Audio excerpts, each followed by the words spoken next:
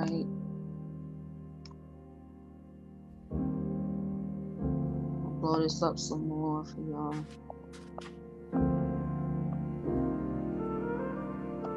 This is the Indian Removal Act of 1830. I'm gonna put this PDF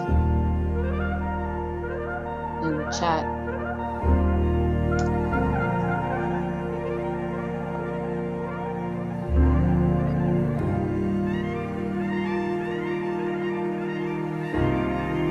All right, the Indian Removal Act of 1830.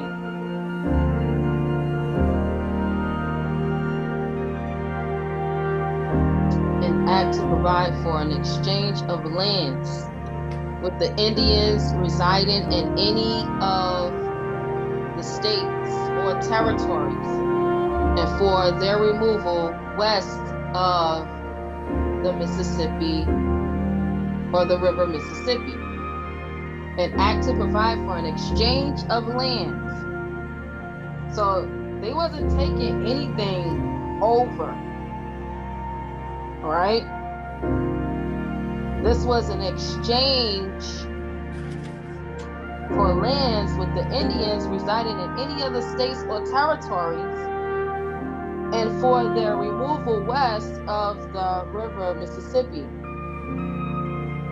Be it enacted by the Senate and House of Representatives of the United States of America in the Congress assembled, that it shall and may be lawful for the President of the United States to cause so much of any territory belonging to the United States west of the river Mississippi, not included in any state or organized territory into which the Indian title has been extinguished, and that the Indian title has been extinguished as he may judge necessary to be divided into a suitable number of districts. Here we go. Putting you in the territorial districts of the United States, the corporate United States. Islam? To be divided into a suitable number of districts for the reception of such tribes or nations of Indians as may choose to exchange the lands where they now reside and remove there, and to cause each of said districts to be so described by natural or artificial marks. What's some of the artificial marks? Because we know Indian is an artificial mark. So what's some of the other artificial marks?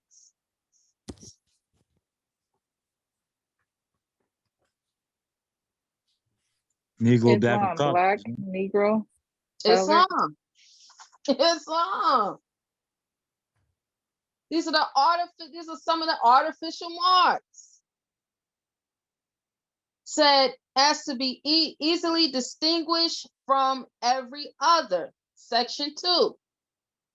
And it be further enacted that it shall and may be lawful for the president to exchange any or all of such districts so to be laid off and described with any tribe or nation of Indians now residing within the limits of any of the states or territories and with which the United States have existing treaties for the whole or any part or portion of the territory claimed and occupied by such tribe or nation within the bounds of any one or more of the states or territories where the land claimed or occupied by the Indians is owned by the United States, or the United States are bound to the state within which it lies to extinguish the Indian claim thereto. We gonna take your land. We're gonna say it's an exchange. You ain't gotta go home, but you gotta leave from here. Yeah, we know you got claim to it, but we don't even care about your claim.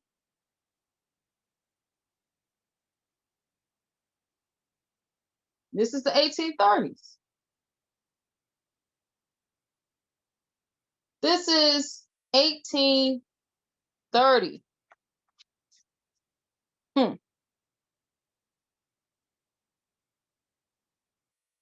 We're going to take, and we don't care.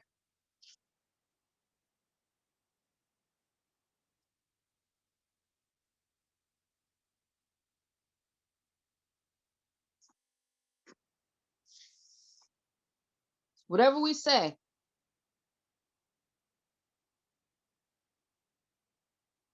We're going to take it and we don't care.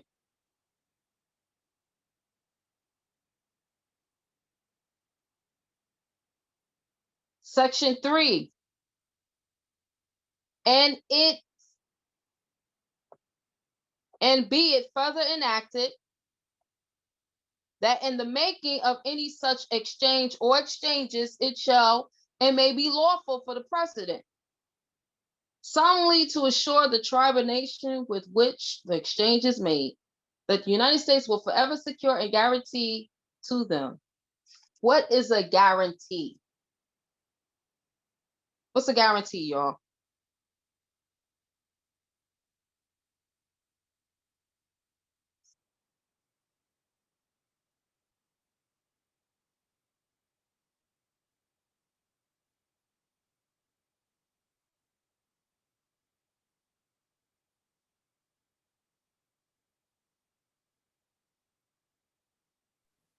It's a promise.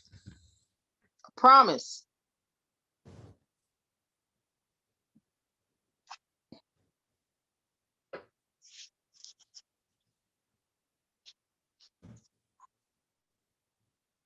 A guarantee. So the United States will forever secure and guarantee to them. So let's see what guarantee is in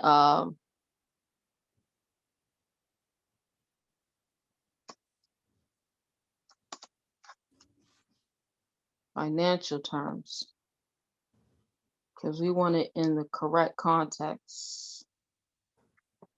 Let's see.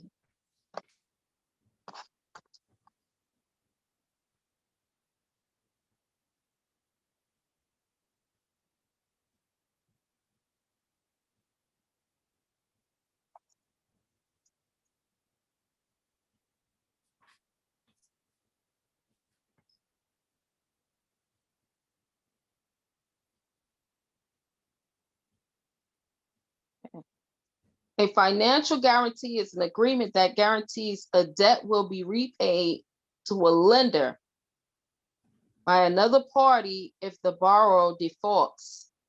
Essentially, a third party acting as a guarantor promises to assume responsibility for a debt should the borrower be unable to keep up on its payments to the creditor. Right? So it says the United States will forever secure and guarantee to them. There's being an exchange that's being made. There's an exchange that's being made, Islam.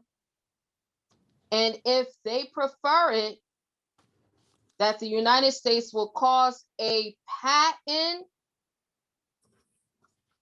or grant to be made and executed to them for the same, provided always that such lands shall revert to the United States if the Indians become extinct or abandon the same. So here we go. We're going to make up these land grants, these land patents, so we can make it all look like it's equal. We can all make it look like there's actually, like you're going to receive equity.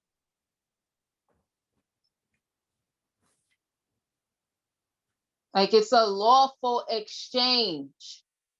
Islam, if you die, this gonna be ours. So no wonder every time you turn around, these folks is always in war with us.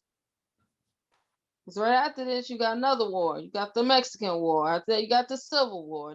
I mean, constantly trying to extinct us to be able to take over the land. Islam further enacted that if upon any of the lands now occupied by the Indians and to be exchanged for, there should be such improvements as add value to the land claimed by any individual or individuals of such tribes or nations. It shall and may be lawful for the president to cause such value to be ascertained by appraisement or otherwise, and to cause such ascertained value to be paid to the person or persons rightfully claiming such improvements. So this is what normally happens in a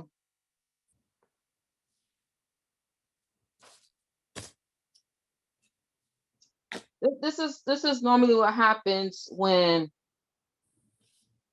someone just comes and takes over property, right? Someone's saying, well, cutting the grass every other week. The property was ran down, so I put new windows on the property. I sent the bill to the owner. I sent the bill to the owner for cutting the grass. The paint was chipping on the property, so I sent the bill to the owner of how much they needed to pay me for painting the property because it was a blight in the community. Right? That's basically the same thing. This is what they're doing.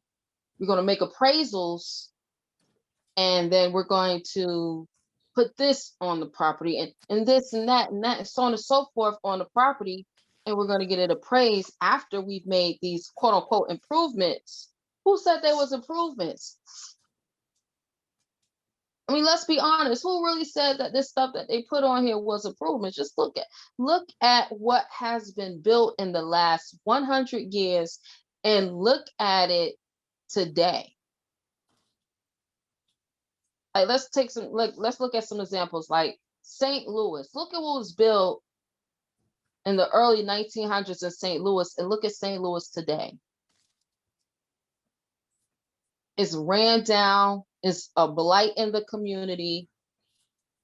They need to tear it down or they need to fix it up. So did they really keep up with the upkeep of the lands? No. They made the appraisal of the land actually go down. Same thing with Detroit, Memphis,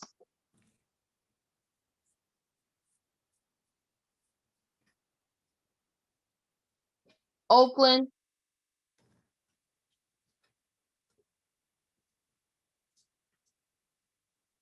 They didn't really do anything to the land to make the land value go up. The land value actually is going down. It went down so much that it don't cost anything to purchase in the cities anymore. East Cleveland, it's a few pennies to purchase property in these cities now.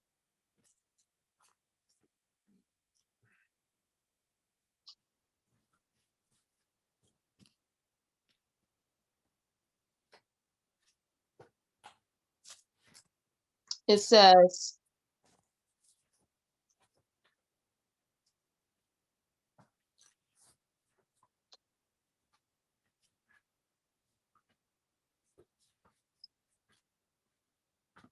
that and may be lawful for the president to cause such value to the ascertained by appraisement or otherwise, and to cause such ascertained value to be paid to the person or persons rightfully claiming such improvements.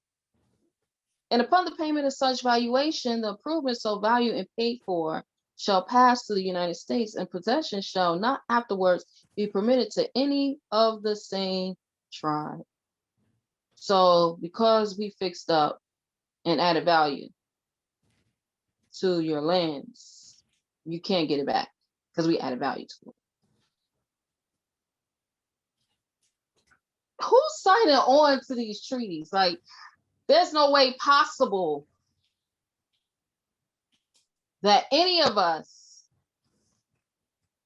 like, think about it, your great grandparents ain't signing on to these treaties.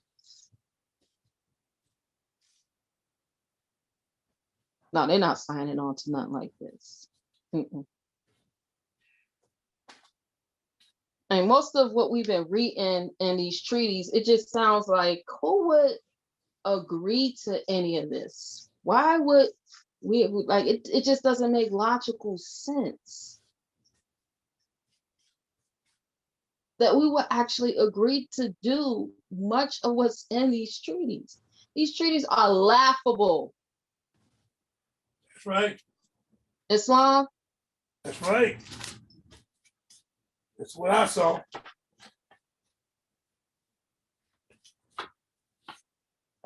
That's right.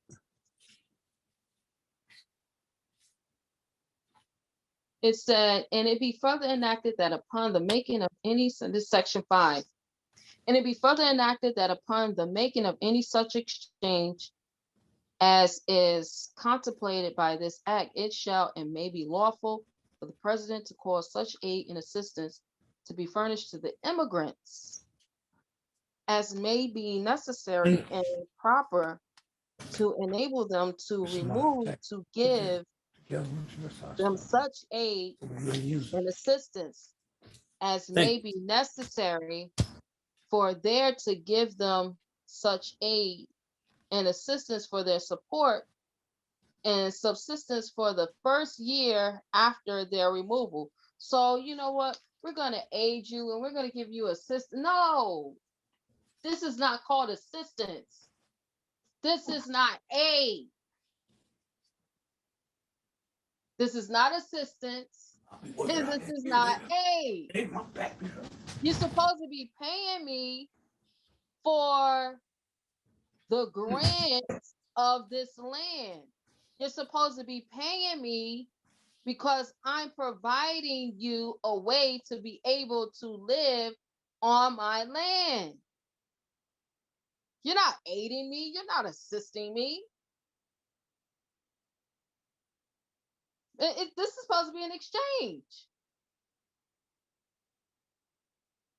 It says in section 6, and be it further enacted that it shall and may be lawful for the president to cause such tribe or nation to be protected at their new residence against all interruption or disturbance from any other tribe or nation of Indians or from any other person or persons whatsoever. Well, why would we need the United States to protect us if we're on our land?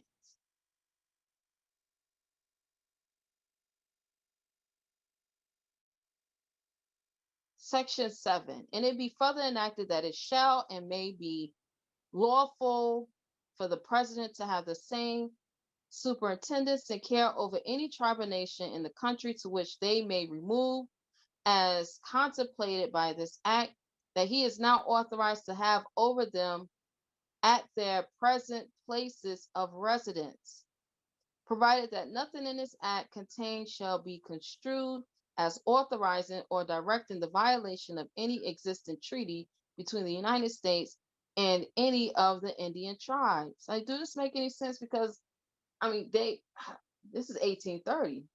They've been breaking treaties since the 1600s. Well, the 1500s, they've been breaking treaties. So why wouldn't we hold them to the treaties that they've been breaking? Right? It says, in section 8, and it be further enacted that for the purpose of giving effect to the provisions of this act, the sum of $500,000 is hereby appropriated to be paid out of any money in the treasury not otherwise appropriated. Approved May 28th, 1830. May 28th, 1830. $500,000. Why would we continue to take useless money? It doesn't make logical sense for us to constantly give up our lands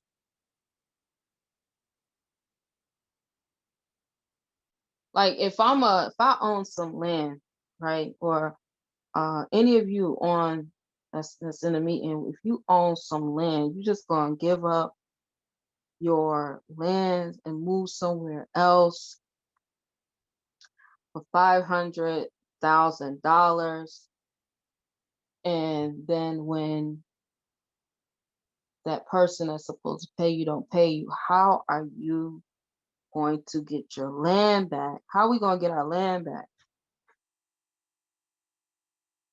Right? How are we going to get back what, like, how are we going to remove them off the land? Right? They're not paying what they're supposed to be paying.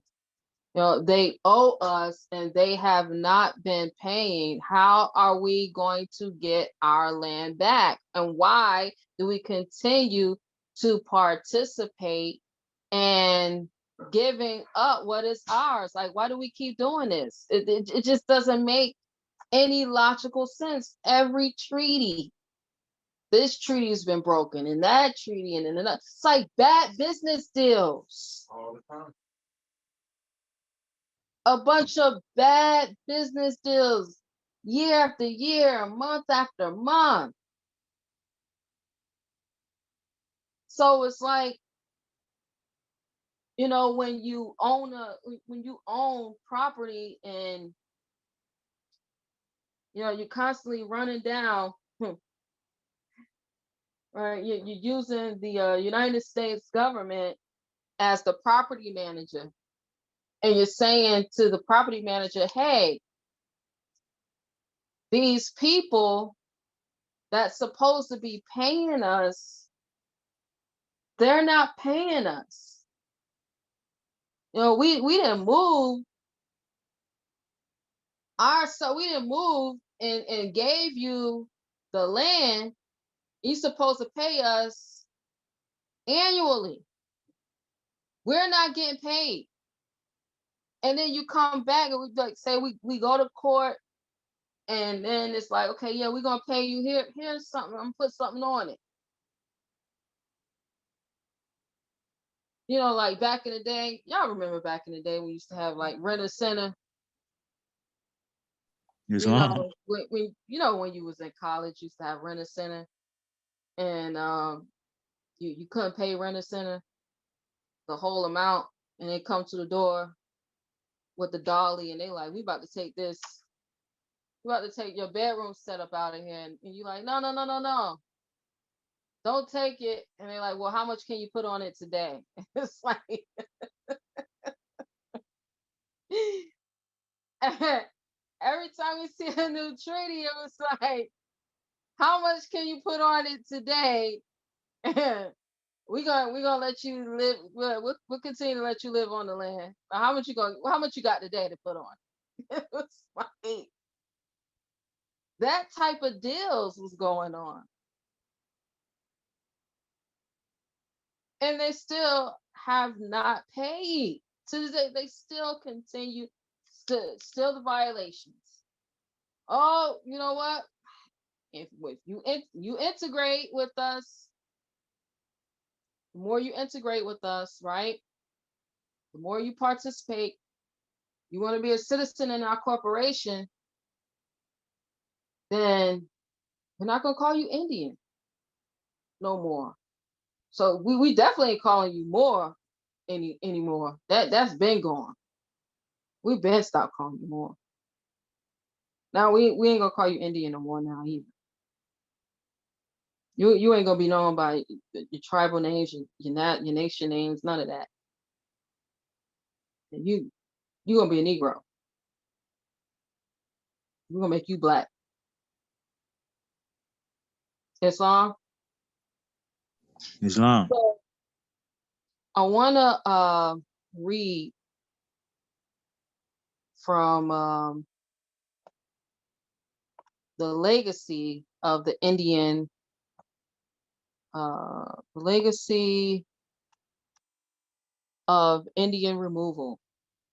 The legacy of Indian removal. And I'm gonna upload this and put it on Mighty Networks for you all so you can see it.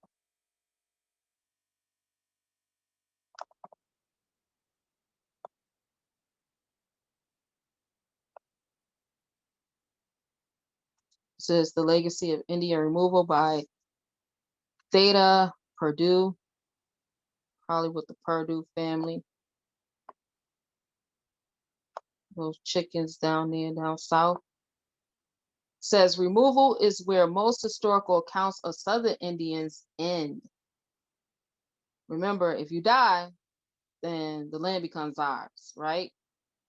But that is where this story begins, intended to rid the South of Indian nations with communal lands and sovereign powers. Here we go again with sovereign powers. Now remember, in the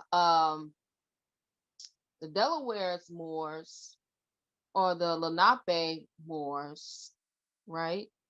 The act was called the sovereign. It had the sovereign powers that was instituted into the act as well. Remember, it said Islam. lands and sovereign powers. The removal policy of the 1830s fell short. Not only did individual Indians remain, nobody is giving up their land. Pay me what you already owe me. But Native communities also struggle over the next century and a half to carve out a place for themselves in the South. Right? Oh, so you don't want to move? That's all right. We put these badges of slavery on you. We ain't calling you Indians no more. Oh, we gonna make legislation too. So yeah, you're not getting nothing. You don't want to move? You're not getting nothing. Said not only did individual Indians remain, but Native communities also struggle over the next century and a half to carve out a place for themselves in the South. For much of that time, U.S. officials schemed to transport remnants of removed nations to Indian territory. And in a variety of scenarios, both states and individuals sought to dispose of the Indians and dislocate their communities. The ongoing efforts to expel Indian people from the South and to obliterate their status as Indians met with little of the highly publicized opposition that the removal of the 1830s provoked. Instead, white Southerners used the expulsion of Indians in the Jacksonian era to obscure the continuing presence of Native people in the South, to fuse their own lost cause to that of the Indians, and to fortify Jim Crow against the challenges that diversity among non-whites presented. Now, the problem with this is the Jim Crow era was nowhere to be found in the 1830s. All right. The Jim Crow era was later on. Jim Crow was after the Civil War. Civil War ended 1865. This is 1830s, right? Now it's saying white people, quote unquote white people, but it really wasn't quote unquote white people, right? It's again foreigners. They wouldn't call them white people. These are Europeans. These ain't white people. These are Europeans. Islam. It says, as for Indians, poverty, isolation, disenfranchisement, intimidation, and racism compounded their terror and threatened to render them powerless. But in a struggle that coincident with the civil rights movement, see, this is way, way later on. Civil rights movement, racism, poverty, isolation, disenfranchisement. These are all talking points that had nothing to do with the 1830s. We have incorporated Indians into narratives of colorization, slavery, and the expansion of the Cotton Kingdom. Now, this is where it's at. We have incorporated Indians into narratives of colonialization, slavery, and the expansion of the Cotton Kingdom. But after the Jacksonian period, we puzzle over what to do about scattered, historically disconnected Indian communities. One way of linking those communities to each other and to the broader history of the South is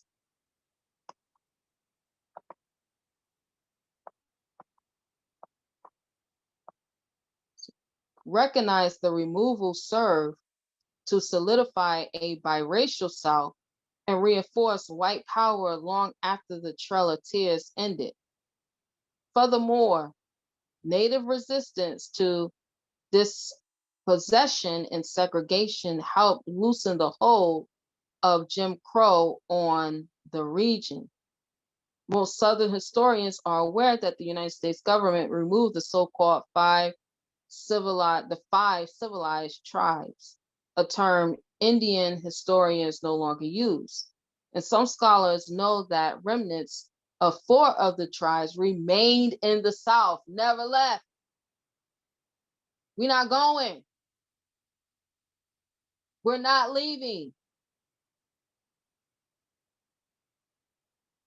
Never left.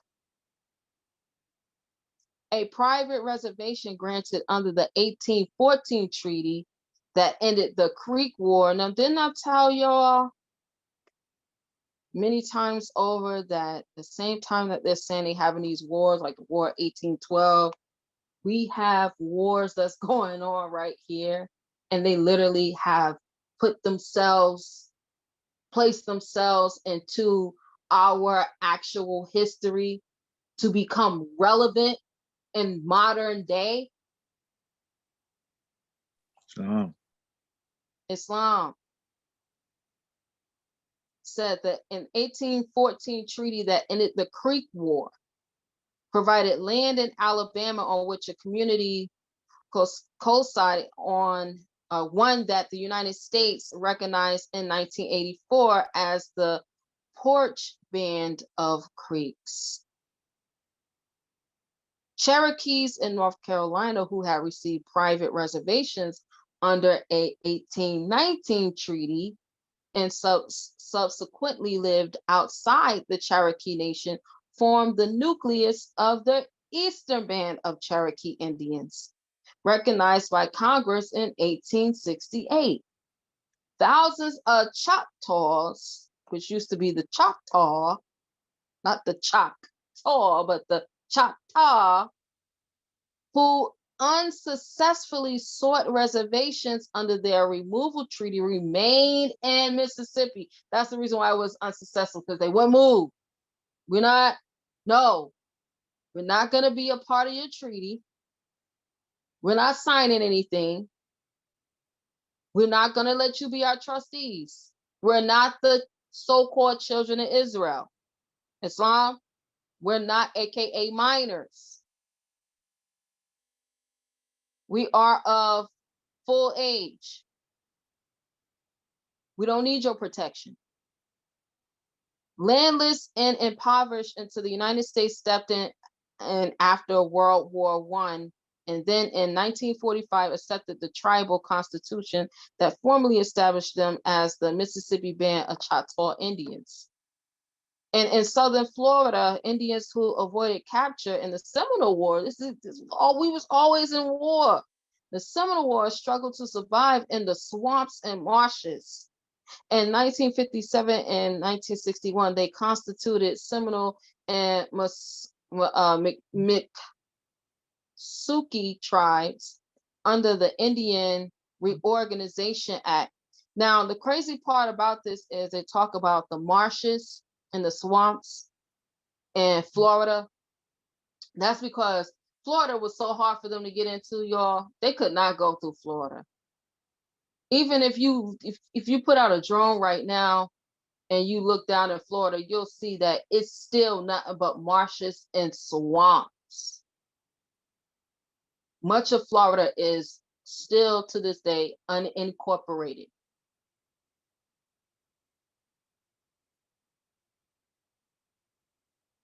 There's nothing built in it, on top of it. It was hard for them to get in Florida. That's why most of Florida, the only thing they have is on the coast. When you look at Florida, the most of what's built up in Florida is on the coast. And then there's a lot of bridges that connect to like mainland Florida.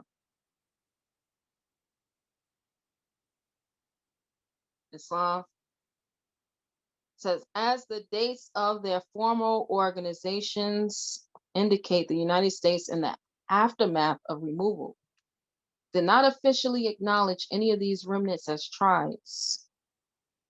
And before World War II, only the Cherokees had government-to-government relations with Washington, D.C. I wonder why. The absence of formal governments commonly held land and federal relations made these remnants vulnerable to exploitation by whites. Here they go. Oh yeah, the whites are going to exploit you, but the government of the corporation, we're not going to do that. We the good whites.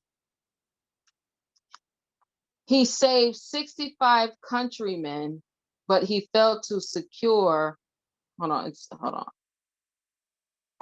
Says the absence of formal governments commonly held land and federal relations made these remnants vulnerable by exploitation by whites. Recognize the dangers. Jim Boy, it's a nickname, Jim Boy, a Creek headman, returned to Alabama in 1848 to rescue Creeks left behind and his tribe's chaotic removal. He saved 65 countrymen, but he failed to secure the freedom of at least 100 others whom white Alabamians held in slavery. White Alabamians held the hundreds. Listen to this now. Hundreds. This is, even still to this day, most of Alabama is nothing but Asiatics. Even to this day. So where did all of these quote unquote white Alabamians come in and take over? With little tolerance for racial anomalies, these planters, here they go, had converted previously free Indians into slaves and driven home the message that leading Southerners aspired to create a region populated only by free whites and enslaved people of color. How did the Indians become people of color? How did these whites become free whites? The wholesale enslavement of remaining Indians did not happen, but the federal government acted in concert with the states to turn the South into a biracial region by continuing to try to expel the remnants of removed tribes from the Southeast. In the 1840s, the federal government attempted to entice Choctaws deprived of private reservations in Mississippi to lead the state by issuing scrip redeemable for public land, with half the scrip available only upon their arrival in Indian territory. So I'm gonna write you a IOU if you leave your land. This is only gonna be half. So the down payment, this is the security deposit. Then when you get out to the west, then you can go ahead and get the rest of it. It wasn't worth anything. See, we had been used to doing business with, this is 1840. Real reason why we went to war, around the 1812, 1814, 1819 era is because these people didn't have any money. They didn't have no money. So we had already been doing business for so long with the French and with the Dutch and with in Spain and with the other nations, and they had money, right? Like His Britannic Majesty, George, they had money that they could trade with. And see, this new government that said we didn't want to be under His Britannic Majesty anymore, they didn't have no money. So really, they was just, well, we can give you this if you let us live on this land. What can you give me? We can give you slaves.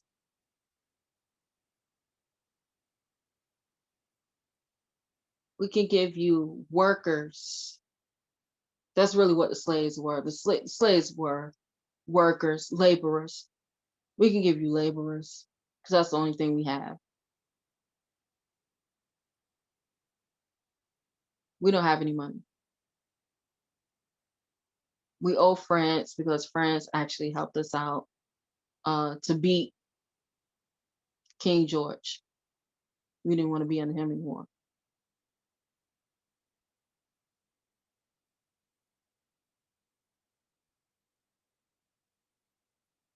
So now this group of people is like, man, we don't have money. We got workers, but the Indians, the AKA Indians, the Moors, they don't even want the workers no more.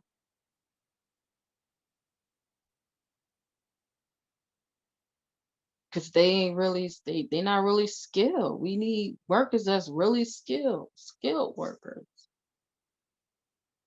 These workers ain't really got no skills. We ain't getting them workers we used to get from Europe. Remember Europe? Europe, and Africa had all the skilled workers, right? The Europeans would take the skilled workers from Africa and bring them to Europe, and then Europe would wholesale them. It was coming over here. They was going to the Caribbean. They was going to Australia. And Australia is a whole island full of nothing but European-owned workers, aka slaves. Islam. So that's at come to the 1830s. It's like We ain't got nothing else to give. We ain't got no workers. We don't have no money. We ain't got no land. We gonna have to take this land, y'all. We got to be able to survive. We got to take this land. So we got to make some backdoor deals with some of these quote unquote Indian chiefs and tell them we gonna pay them triple, double, whatever we need to do for them to sell out, because they always fighting each other anyway. So we're gonna get them to capture some of these other Indians. We can capture their land and live on their land. We're just gonna take it over. You don't think that a lot of these Indians, quote unquote Indians that sold out, wasn't a part of this newly created United States corporation? Come on, y'all. Had to be. Had to be. Just listen to the terms. Listen to the terms in these treaties.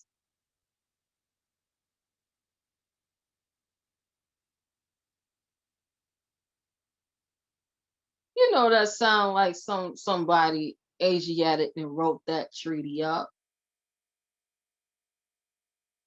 Yeah, we're gonna protect you from other Indians, but we're gonna take your land. We're gonna give you some money though. You gotta leave. And you can't hold us for any other the prior treaties. Yeah, we not upholding none of those.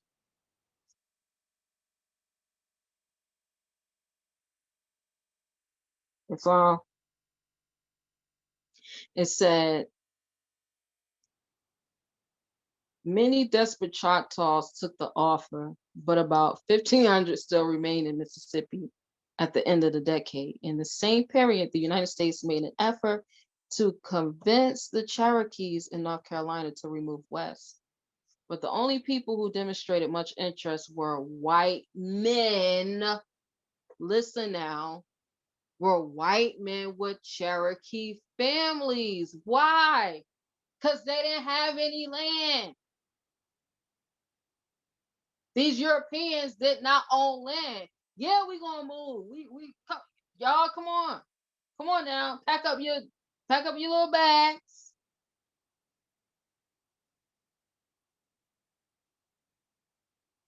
We moving out here. We moving out west.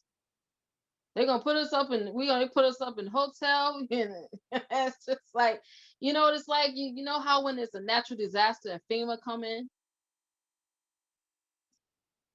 and the Red Cross come in. Right? And they give you some food stamps, they put you up in the motel, right?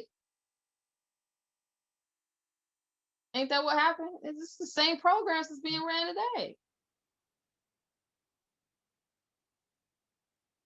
And then they claim they're gonna fix up whatever was messed up in your area. Y'all remember Hurricane Katrina? There's a lot of us that never got our land back after Hurricane Katrina. Still displaced to this day. Islam, it says, Cherokees who had tired of trying to assimilate into white society. In 1848, Congress passed an act granting $53.33 to any North Carolina Cherokee who immigrated, an inducement to some perhaps, but a reminder to most that the threat of removal persisted. In the 1850s, the United States renewed efforts to remove Seminoles militarily and provoked the Third Seminole War. So, yeah, Florida was so bad, y'all don't even want to leave. Florida, like, no, we not going nowhere. Now, North Carolina, you might get a little $53, 33%, but we don't want none of that. I can move around with that because we ain't going. They went and got the military. Now we in war again.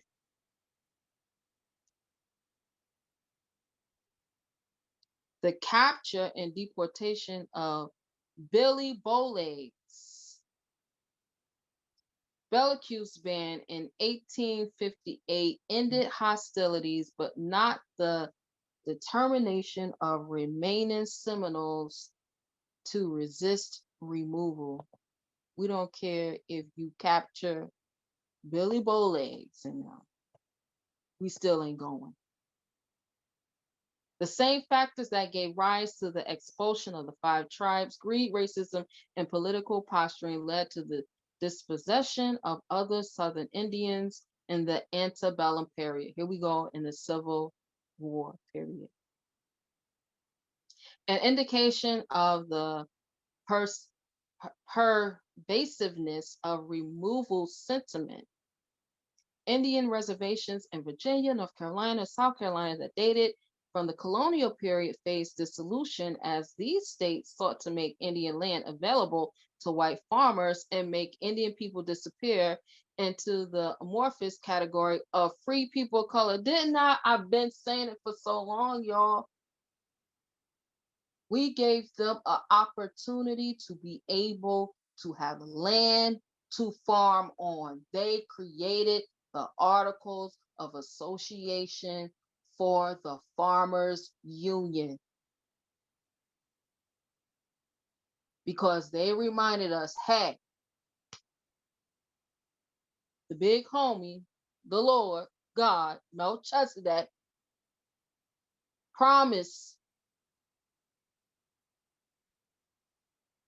gave a promise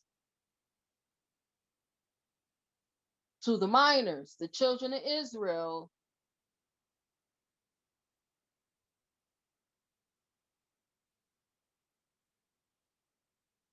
who also was the landlord who gave a previous promise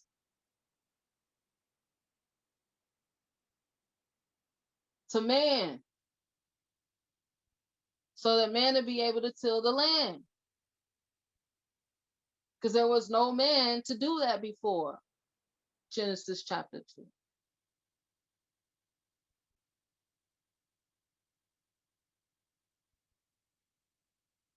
So it was a certain type of man that was created just to do that, just to till the land.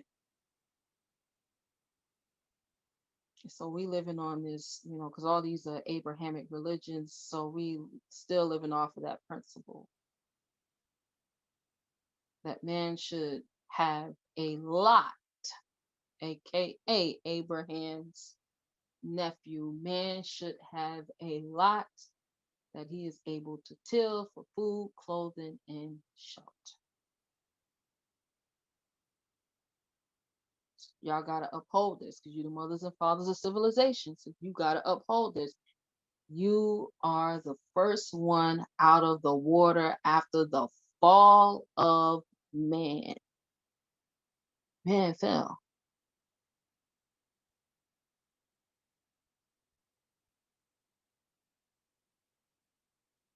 Man fell.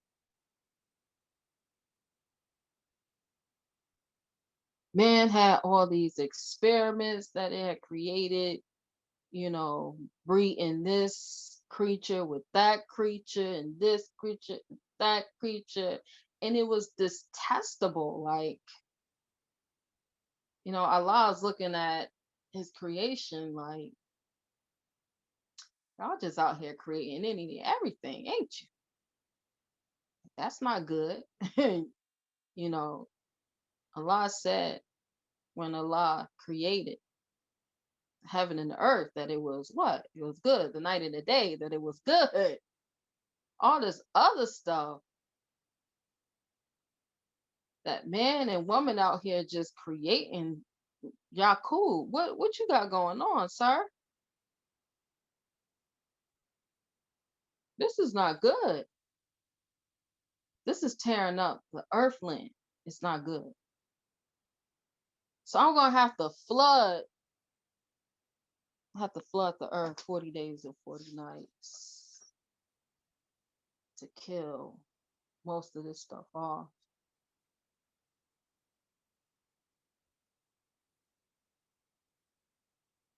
And it just so happened that America, the true old world, was the first land out of the water after the fall of man? Islam, because that's all that really happened. We didn't put a lot of cap on to what happened. That's really all happened. The fall of man, and Allah said, enough is enough. I'm gonna make it rain. Islam. Islam. It says Game Gaskins and Notaways of Virginia lost much of their land in the 1830s after the state legislature. Didn't I tell you they've been doing it by these laws. They've been legislating this.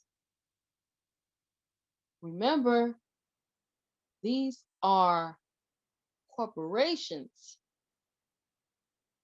creating this legislation.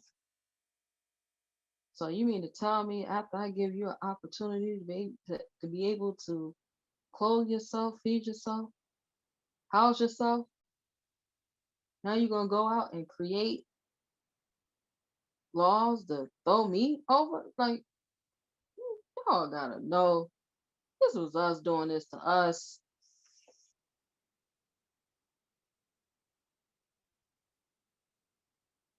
Land in the 1830s after the state legislature provided for the allotment, that is, division into individually owned tracts.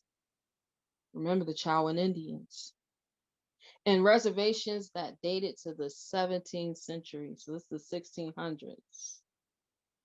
The Paw Monkeys and Mattaponists barely managed to fend off an attempt to sell or allot their reservations in 1843, when whites questioned the Indians' ethnicity and petitioned the legislature to end their special status. Ain't that something? As a result of the tribe's resistance, these descendants of the Powhatans still hold their tribes. Hold their 17th century reservations in Eastern Virginia. In 1831, North Carolina acquired the remainder of an 18th century Tuscarora reservation from the tribal government in New York. Where many Tuscaroras had migrated, this cession left landless those Tuscaroras who remained in North Carolina, and they gradually shifted south where they blended with Cherokee and other Indian people to form the tribe known as the Lumbees. These are all the same family members, y'all. And we are the children of one father provided for by his care. Islam. And the breast of one mother has given us suck.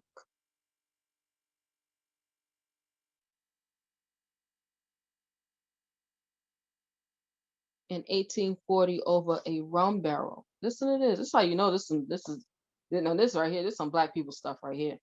In 1840, over a rum barrel. We're gonna sell. You can go ahead and have the land for some rum. Come on, y'all. A barrel of rum. We giving up land for bottles.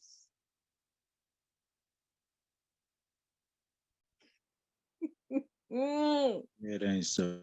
In 1840, over a rum barrel, the Catawbs ceded to South Carolina their Revolutionary era reservation. Say it ain't so. South Carolinians plan to relocate the Catawbs to North Carolina, a scheme that ended abruptly when the North Carolina governor discovered it. In recompense for the listen. The 144,000 acres of largely worthless clay hills that could not support them. In desperation.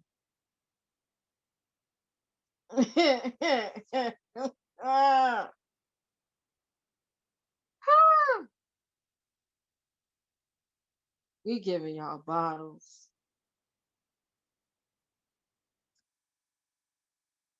We're gonna give y'all this Douce. You had this Douce for this land. Yeah, you can have this Syrah right here for this land. That's what we doing.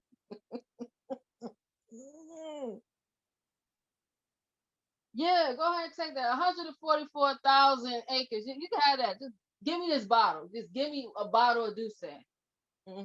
You can have it. You can have all that. Says the Catawba Nation requested removal west of the Mississippi River. And in 1848, Congress appropriated money to relocate them if the federal government found a place for them among the nations that already had removed. The Choctaw Nation accepted a group of Catawbas and in 1856 extended full citizenship rights to them. Most, however, remained in South Carolina. Other Southern Indians who had neither relatives in the West nor a possibility of relocating struggled to preserve any land they had acquired. But the fervor that surrounded Indian removal often led to their disposition by individuals. In Louisiana, for example, the Tunica Biloxi's lost all except 130 acres in the 1840s when a white man fenced much of their holdings for himself, charged several Indian women with trespassing on the tract, and shot the chief who protested his actions. He was about that. I'm taking it all. I don't care what these Indians down here saying. I'm taking all of it. Removal, therefore, was more encompassing than Southern historians traditionally have acknowledged. It is also extended over a much long period. Following the Civil War, the United States renewed efforts to remove the remnants of tribes targeted in the 1830s. In 1869, the Commissioner of Indian Affairs requested funding for an agent to assess the feasibility of moving the Seminoles west, a goal he thought could be accomplished if they were informed of the advantages to be gained. Thereby, in the Office of Indian Affairs, it seems memory was short, hope long, and disappointment, at least where Seminole removal was concerned, predictable. No one went west.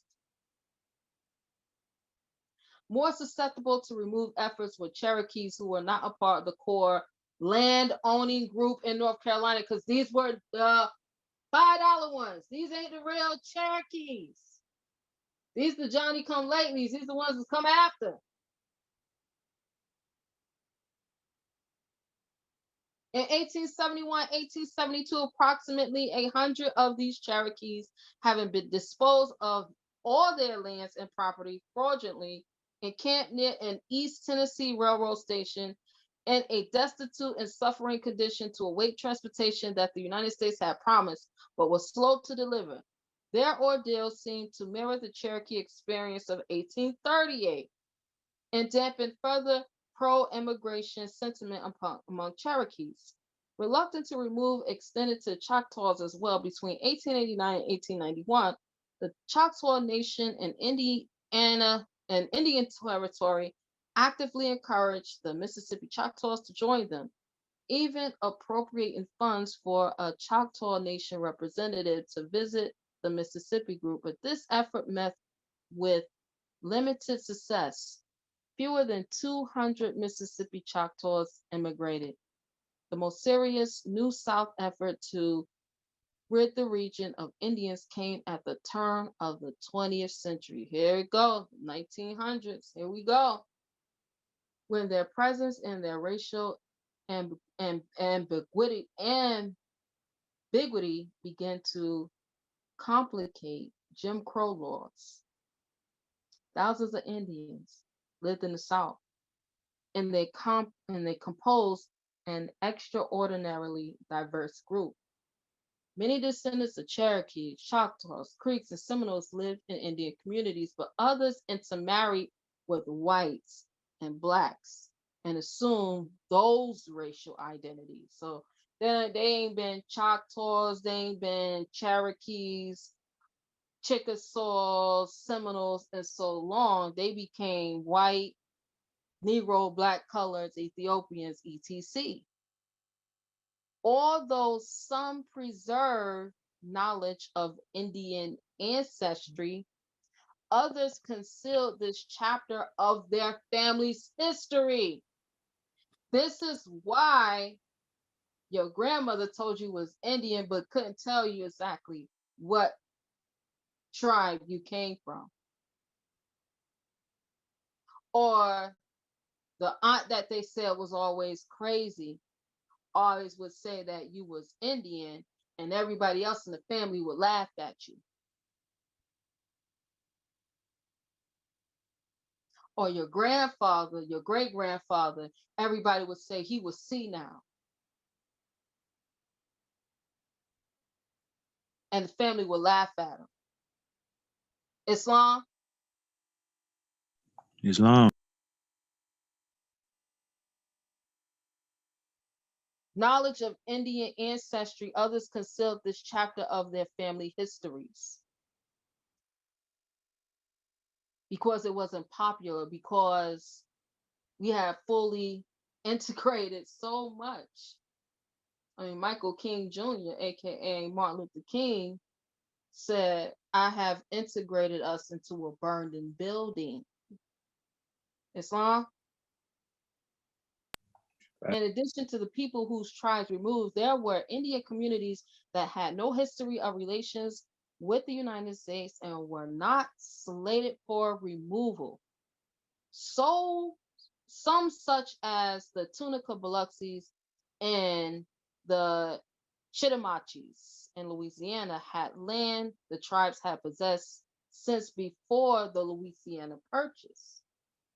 The Alabama Cochititas in Texas, the Catawbas in South Carolina, and the Pamunkeys and Mattaponis in Virginia held state reservations. But the majority of Indians remaining in the South had no common land and no formal relationship with state or federal governments.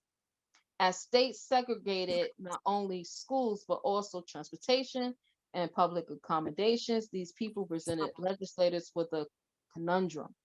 How could they fit a third race into a biracial legal system?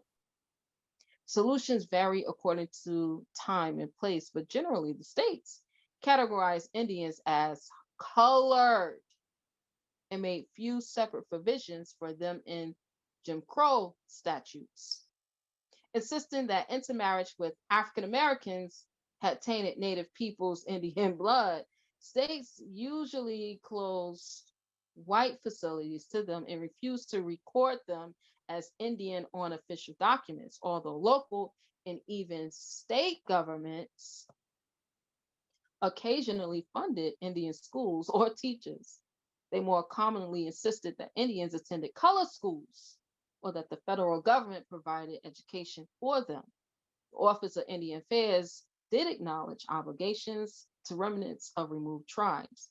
As for other Native people, the United States demurred. Ironically, the people who were supposed to have been removed had a legitimacy denied Indians who had not been slated for removal. Hesitancy to provide for all Indians stemmed in part from doubts that some Indians were who they said they were. Academic categorization of them as mongrels or triracial isolates. Okay, so the mongrels originally was the folks that they imported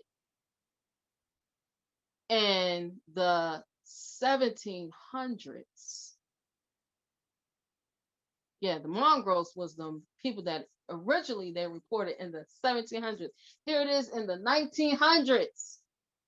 And now they're trying to say, no, those aren't American Indians. No, those are just the mongrels. You know, the ones that we reported a couple hundred years back. Yeah, that's what they are.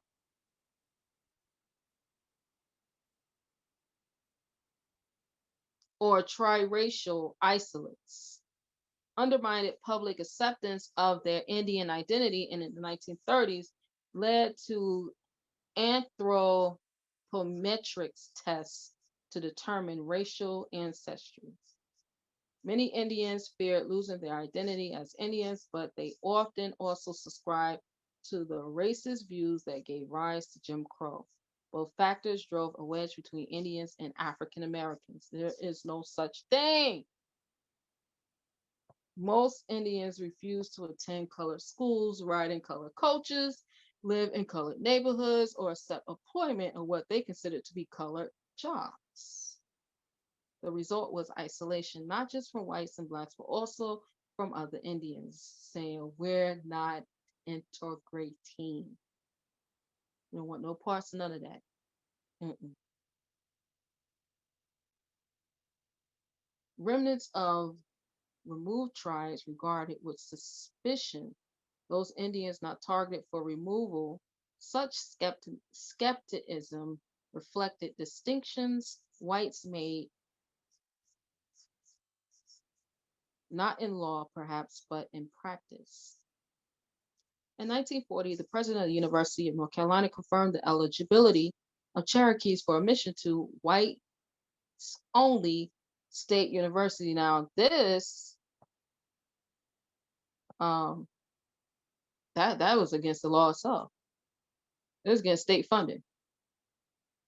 But again, they making all these, this legislation up because we didn't integrate it so far.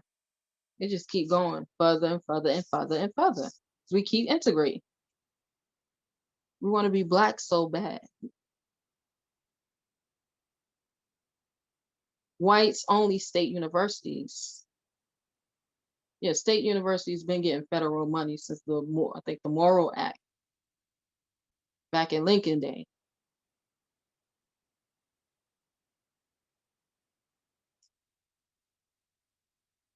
But he noted that Croatian, Lumbee Indians are restricted because most of them are part Negro.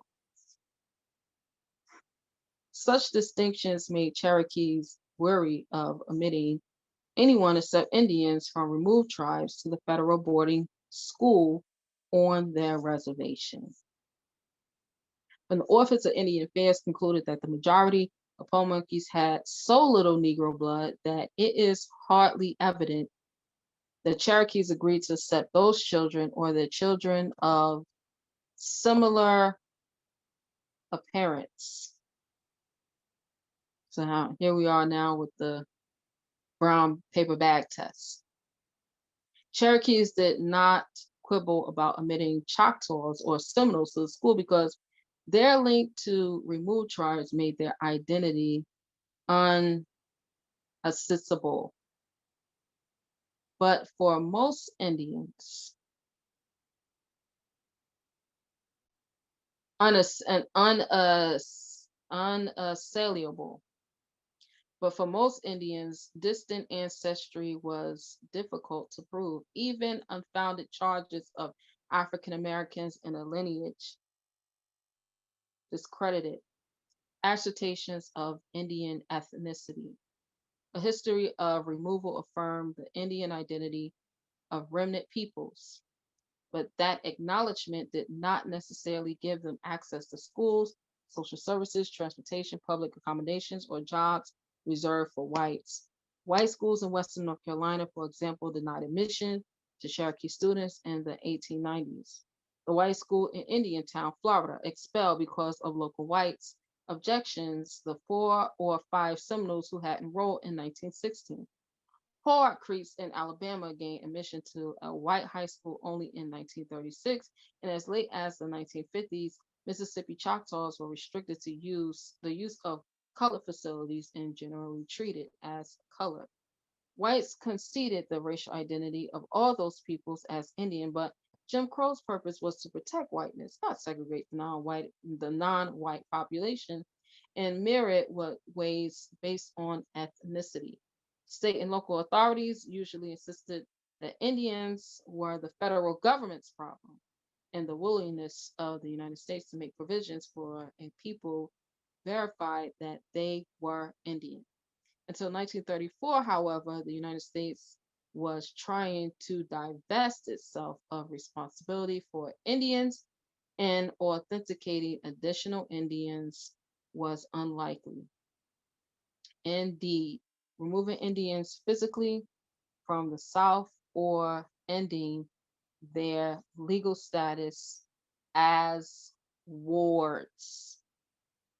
Indeed, removing Indians physically from the South or ending their legal status as wards of the federal government offered solutions for both the United States and Jim Crow. In 1887, the Dawes Act established a federal policy of allotting tribal lands to individuals and bringing Indians under the law of the states in which they live, even if those laws segregated and discriminated against them. In the Southeast at the time, only the eastern band of the Cherokees lived on tribal land that the United States held in trust. And the Cherokees, by incorporating under state law, forestall efforts to allot commonly held land. The United States bought land for the Seminoles. Seminoles was not going. The United States said, you just have to buy land for y'all. The United States bought land for the Seminoles in hope of settling them on individual tracts in preparation for allotment and withdrawal of federal protection. But the Seminoles would have none of it. When the government purchased land on which the Indian family lived in order to give them a secure title, the family promptly moved. The only success in fulfilling the allotment's policy goals in the Southeast came in Alabama, where the federal government revoked the trust status of the private reservation on which many Powhatan Creeks live, thereby making the land taxable and removing any buffer to the state's racial codes. Yeah, that's been the whole thing. We want your land. We're gonna put y'all in trust. We're gonna pay y'all, but we don't know when we're gonna pay y'all, but we're gonna pay y'all.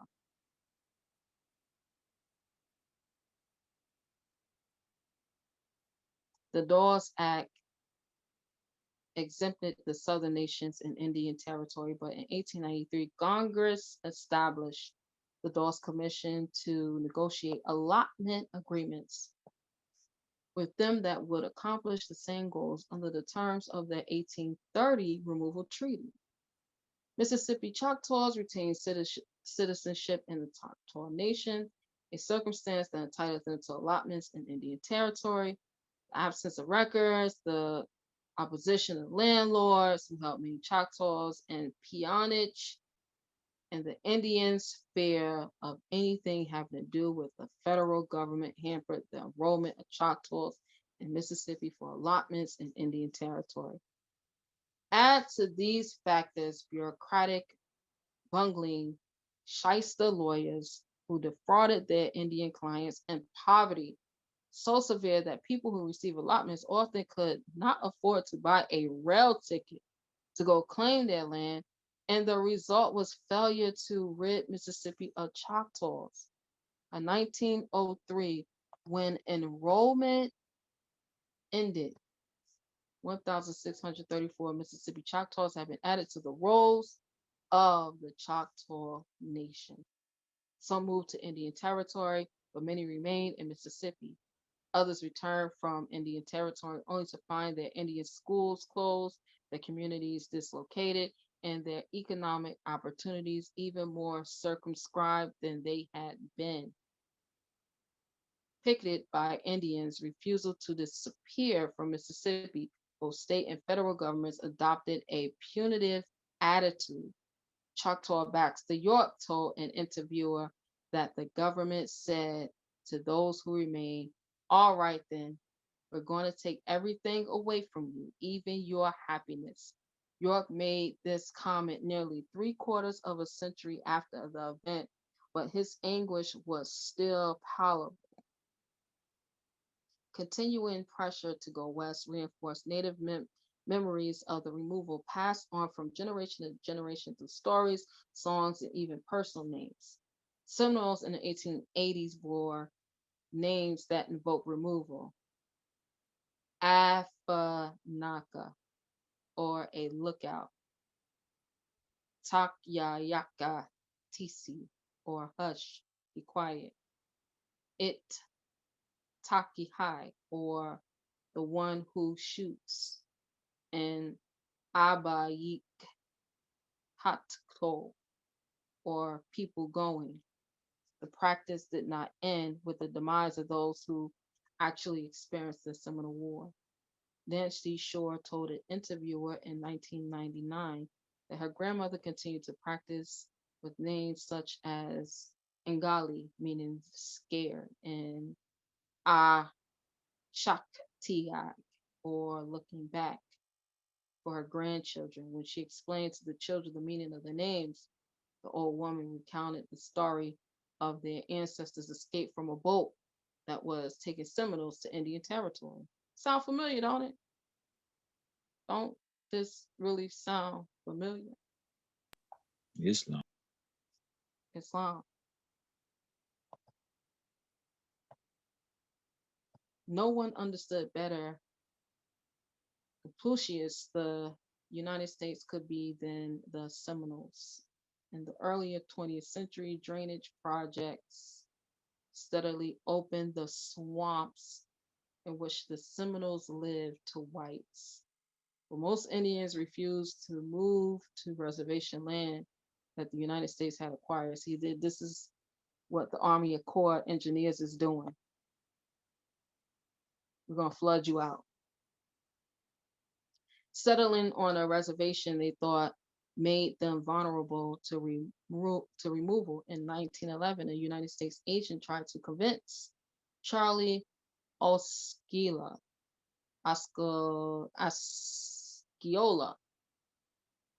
who was a child, had seen Seminoles deported on a steamboat. Not a slave ship, but a steamboat. That relocating to reservation land would provide some security for the Seminoles. Osceola replied, "No, there is a big canal out there. Pretty soon, big steamboat come along, put engine on, hypers go and never come back." A white trader among the Seminoles testified in 1970 to a congressional committee that the events of the 1830s are as fresh with many today as they were when they happened, and that the 9/10 of the Seminoles believed that the government still wanted to take them to Oklahoma. Even after a century, removal haunted Indians across the South. When the Office of Indian Affairs sent its special investigators from Washington in 1931 to assess the Choctaw situation in Mississippi, the people who live in Bogie Chitto refused to meet with him despite the beef their agent barbecued in an effort to lure them to the meeting. We just gonna have a barbecue anyway. They gonna come on. Oh my goodness. You know the agent was an agent. Yeah, you know the agent was one of us. Man, we're gonna have this barbecue. They gonna come. They gonna come. Don't worry about it. We're gonna have a barbecue. They gonna show up. Don't worry about it.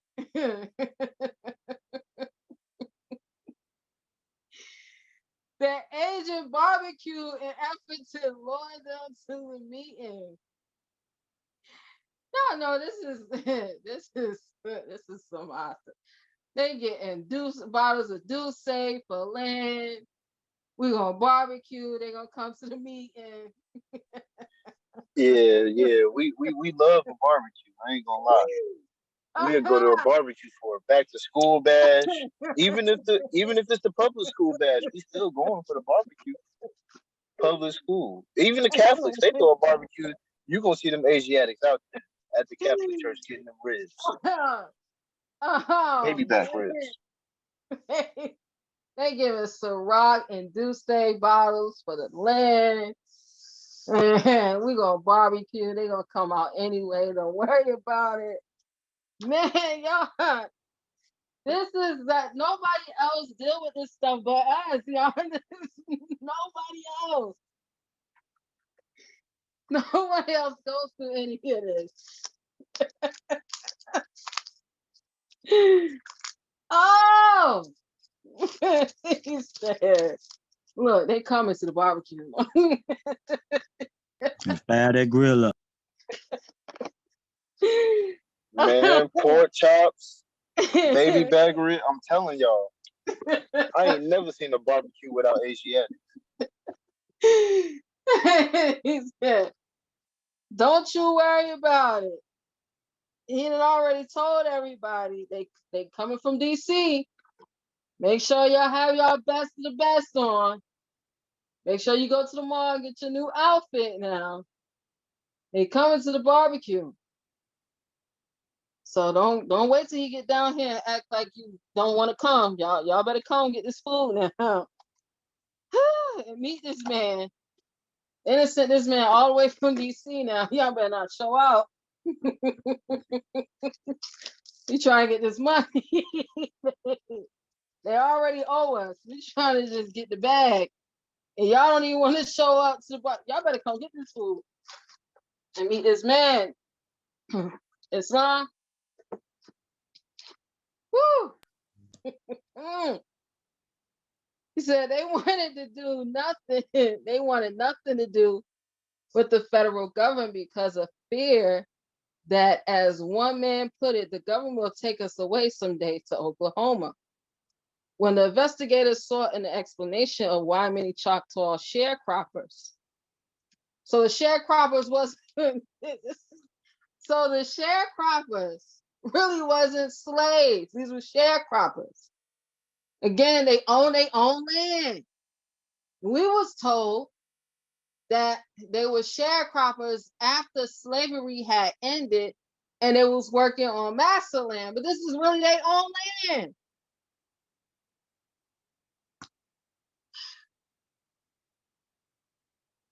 Sharecroppers refused to leave their landlords' plantations and settle on land the United States had been acquiring for them since World War I, another told him.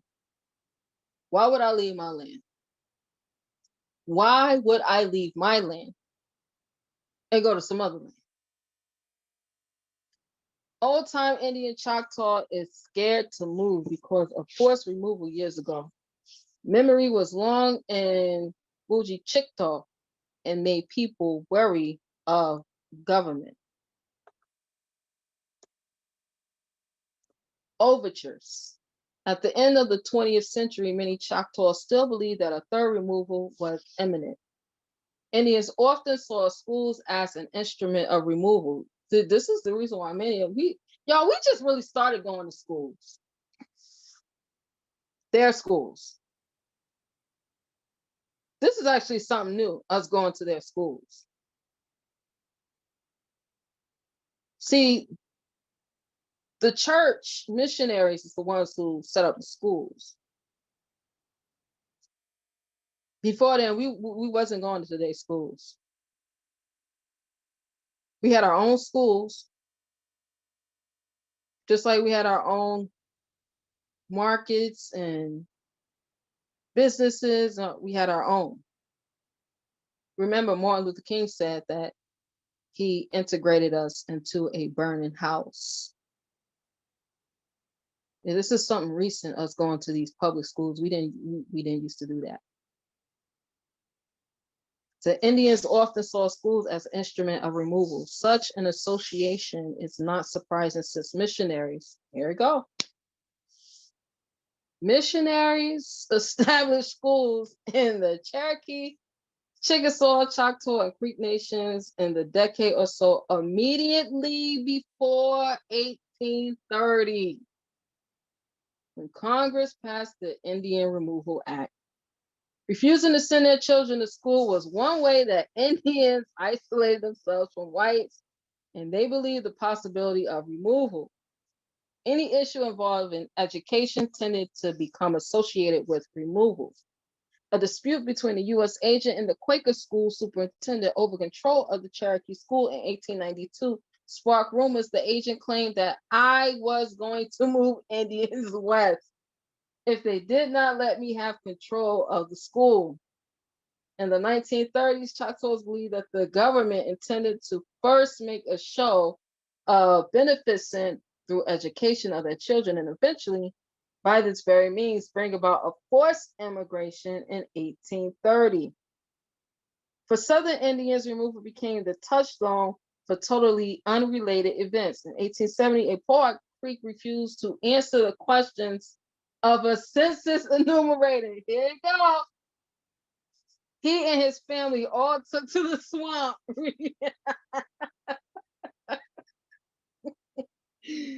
Don't y'all answer those questions on the census. It is going to integrate you. I told the Moors in 2020.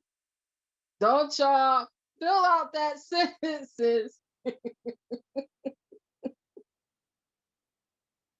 Y'all better get from out of these people's number system. Get out of it. Don't y'all participate in that census. Moors don't listen. Moors would not listen. It said that they went for the swamp, repeating the earlier generation's response to a federal presence. In 1930, some Seminole communities gave up their cattle in order to avoid possible confrontation with white cattlemen over grazing. Conflicts that the Seminoles feared might result in their deportation. Public events provoked Seminole anxiety. In 1935, at a carefully staged meeting between a Seminole delegation and Secretary of Interior Harold L. Ikes in West Palm Beach, Florida, the Indians became badly frightened because local boosters had styled the encounter as a peace conference that the Indians feared might bring removal. Furthermore, the Seminoles rejected an offer of congressional affirmation of their citizenship because they did not want to be subject to the United States, which might decide to carry them off. Memories of removal shape interpretations of current events. See, this is the reason why your mother, your grandmother, your great grandmother, you would hear them say things like, what happens in this house stays in this house. Don't you take none of our business in this house out in the streets. No, you can't go over to such and such house and stay. Islam. No, you got to be in the house when the what come on? Street lights. Street lights. Before the street lights. Come on. See, this is the reason why we were instituted into these type of protections. Because many of us was stolen and taken off of our land and removed to places like Oklahoma.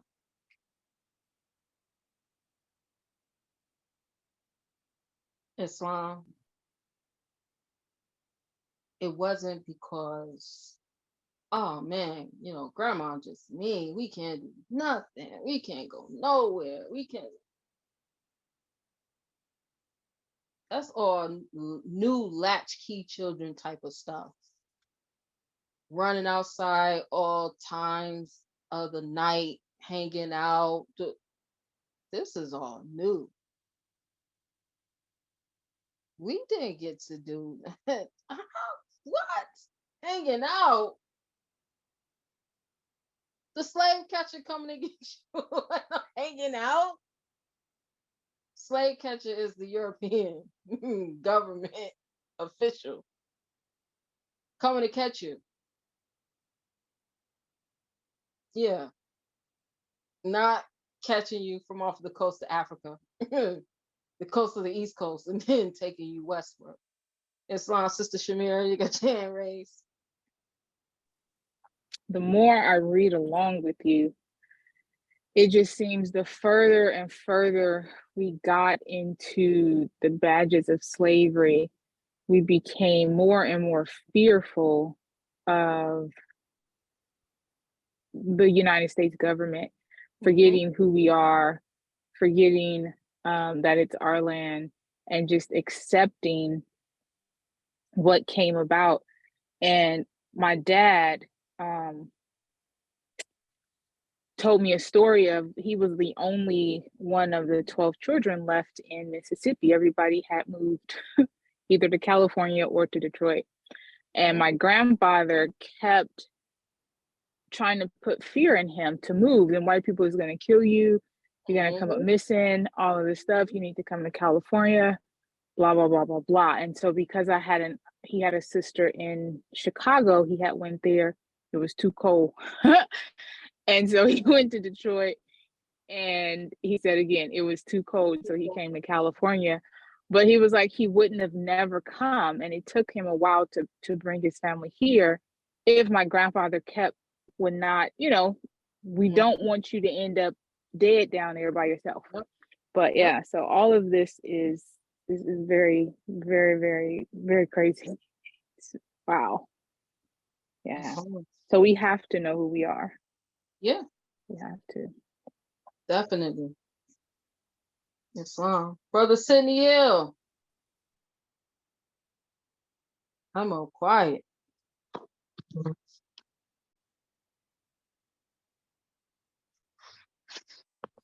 Islam. Islam, Brother Sidney Hill. Did any of this sound familiar? A little bit, a little in and out. I was thinking earlier today on the peace treaties and the losses and the gains. And I was going over the fact that I have been checking American Eagle on my nationality for about 1.5 years now. When I go to fill out a job application, and when you get to the part where it asks about your nationality, I've been either checking other or American Indians. In a lot of ways, it's amazing at how that whole format and foundation happened and appeared.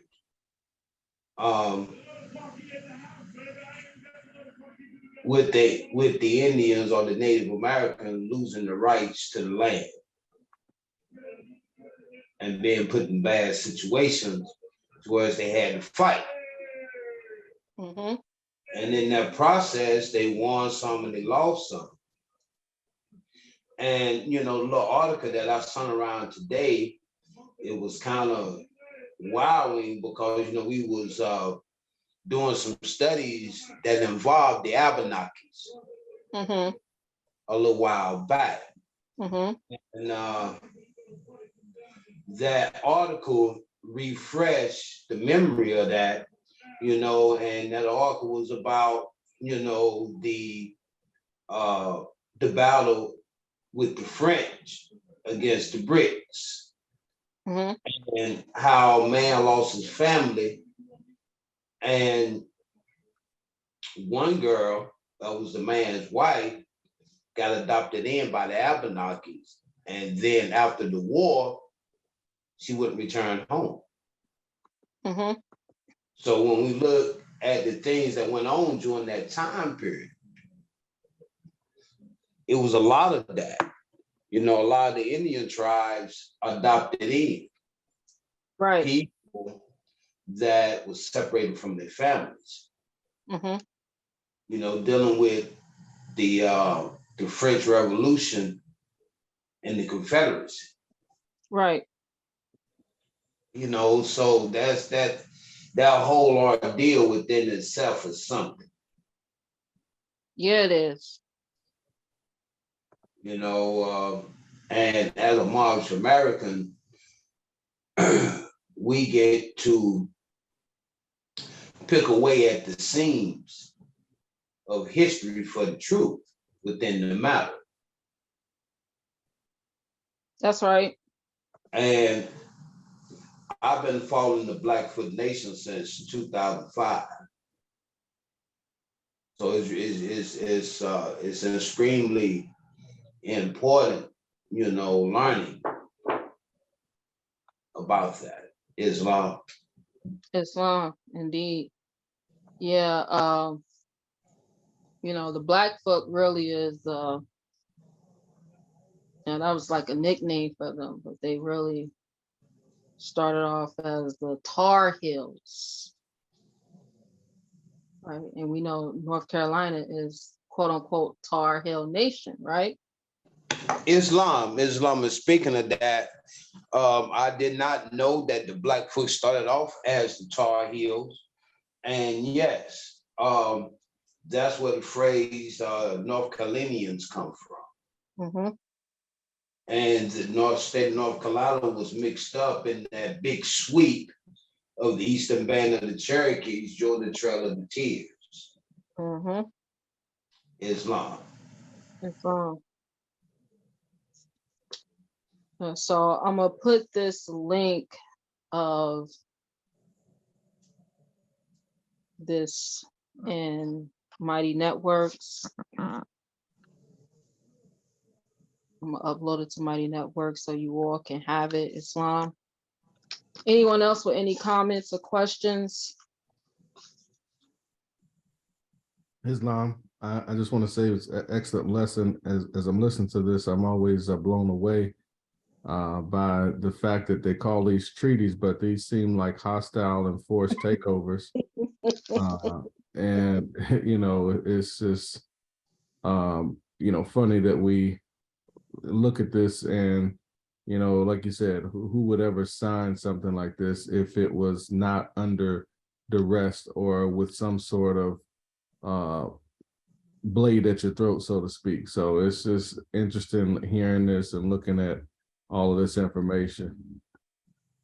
Islam. Yeah, this is what's been going on. This is what's been going on. This is what you know, like I said, these treaties, you know, somebody, one of our great grandfathers wrote these treaties. Ain't no way. You know, pale skinned nations of Europe wrote these treaties, not the way these, not the way these written out. Islam. Somebody wanted somebody else's land. So we're gonna act like we the pale skinned nations of Europe, and you know, like we this new corporate entity called the United States, and we're gonna act like we're gonna be a protection from other Indian tribes and nations.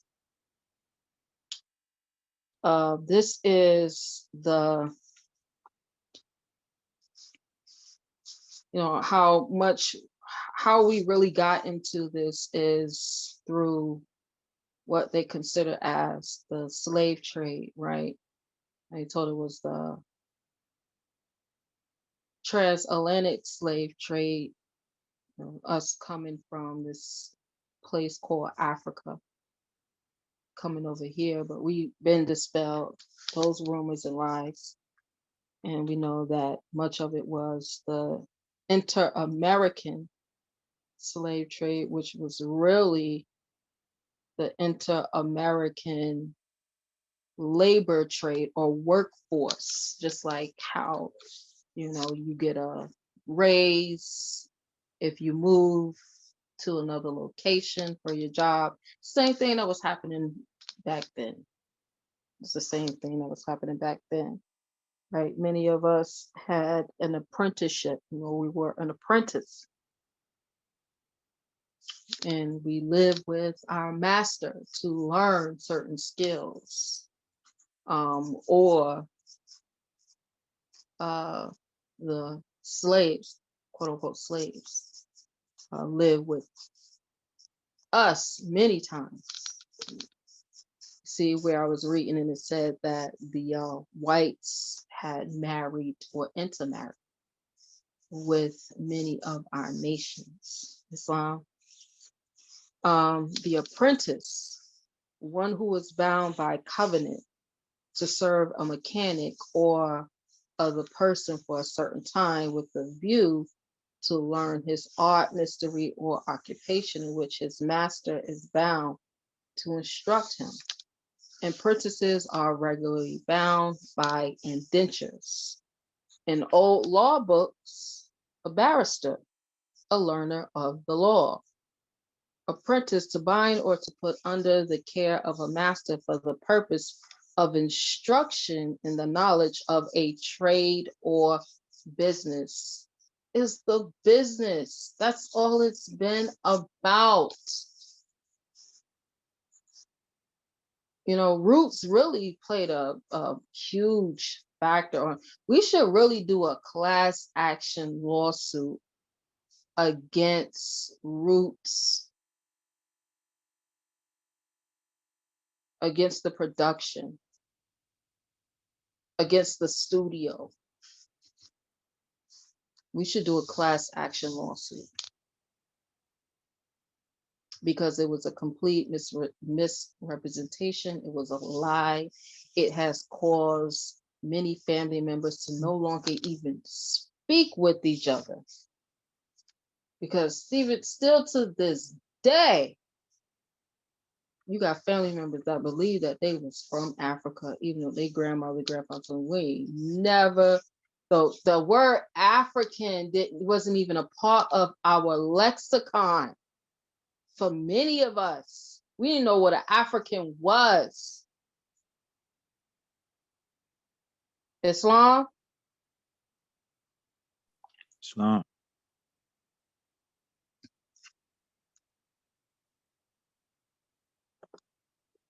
Master.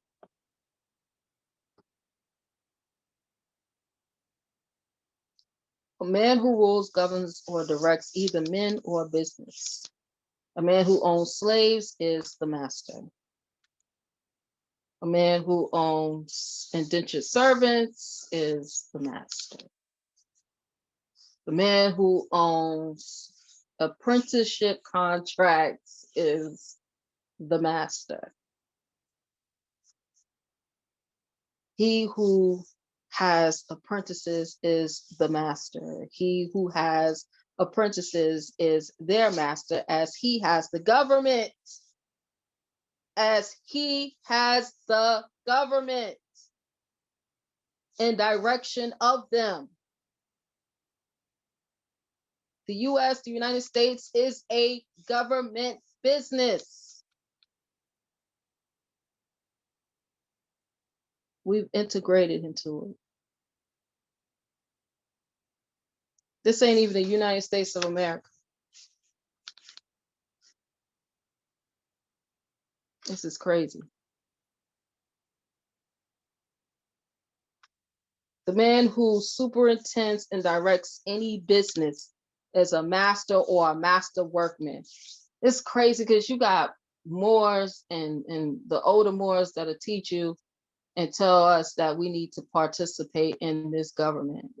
I just be looking at them like, when did you sell out? And when was it ever okay to not imitate the prophet?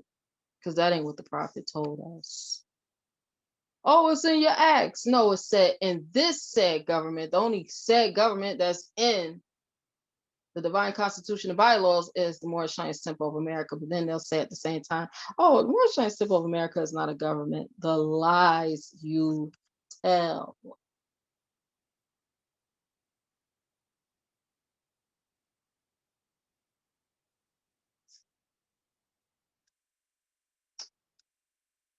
the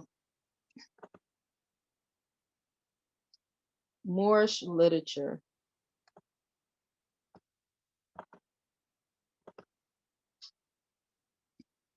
Number 4, a prophet makes a plea to the nation. Our divine and national movement stands for the specific grand principles of love, truth, peace, freedom, and justice. And I, the prophet, am applying to all loyal, faithful Moors, comma, members, comma, and the American citizens to help me in my great uplifting acts of uplifting fallen humanity among the Asiatic race and nation.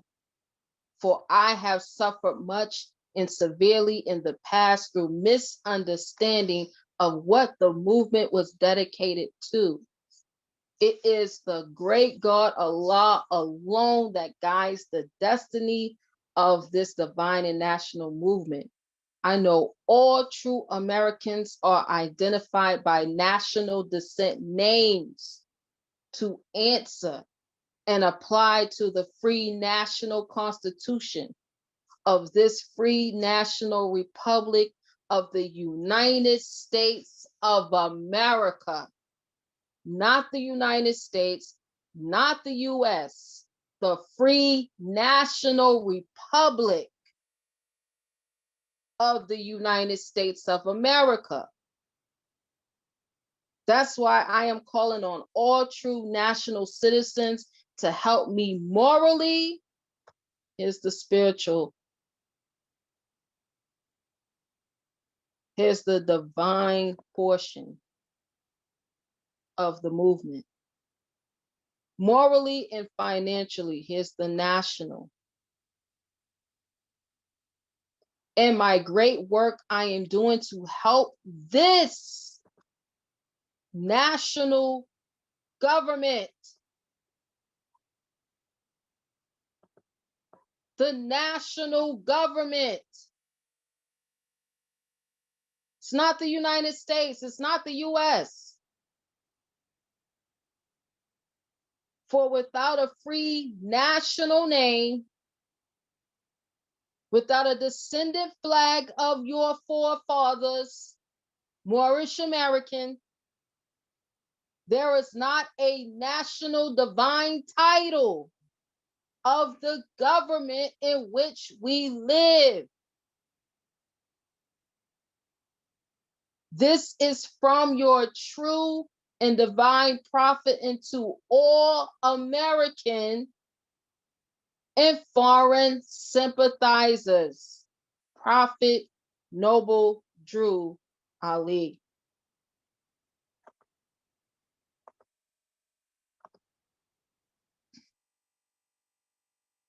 So the same thing that was going on, like the government that was going on back then is the same government that is going on today. During the time of the prophet was getting us back to the national republic of the United States of America.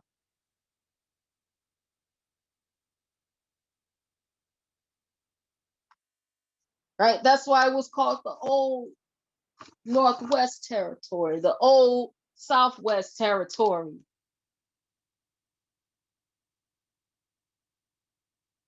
When we was under the Confederacy, the old National Republic, that's still in full force and effect.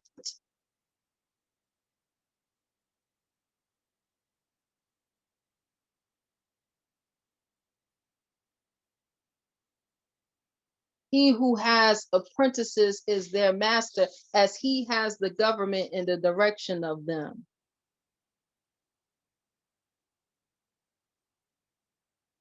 We've integrated and taken on apprenticeships with the corporate masters.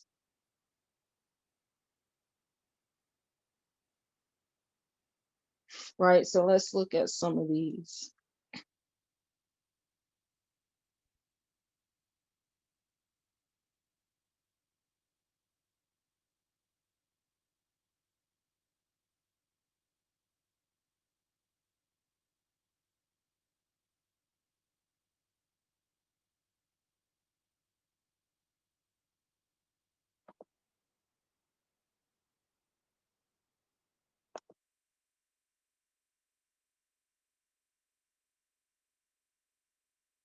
I wanted to go to that picture.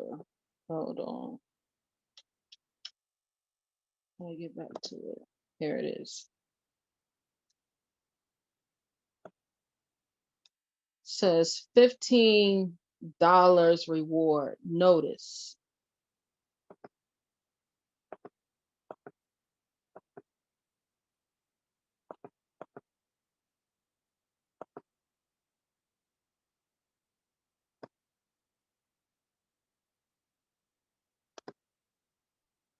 Is hereby given that my Negro man name, yet or yeet, won't stay at home,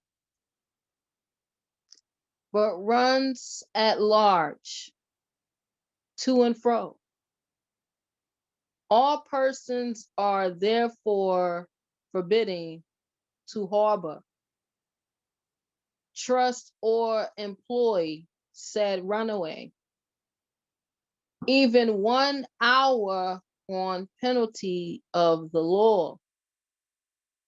And no excuse will be taken of those who transgress this injunction. Yeet is pretty large size, not of the blackest order. Speaks, listen to what he speaks, Low Dutch. Yeet speaks Low Dutch. You see how we have integrated so much that we actually became the slaves that came over here from Europe and other places of the world to work off their debts owed to the crown.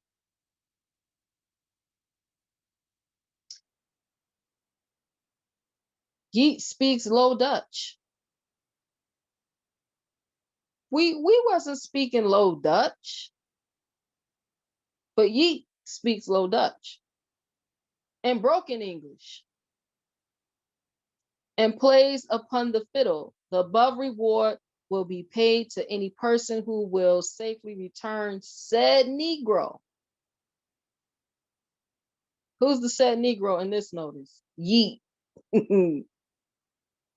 And to the custody of the subscribe residing about 2 miles from Ingham's Mills, Simon I. Tolls. Oppenheim, March 24th, 1824. See, this wasn't the 1500s, 1600s, 1700s. This is the 1824. This is after the war, 1812. This is right before the Indian Removal Act of 1830. Islam.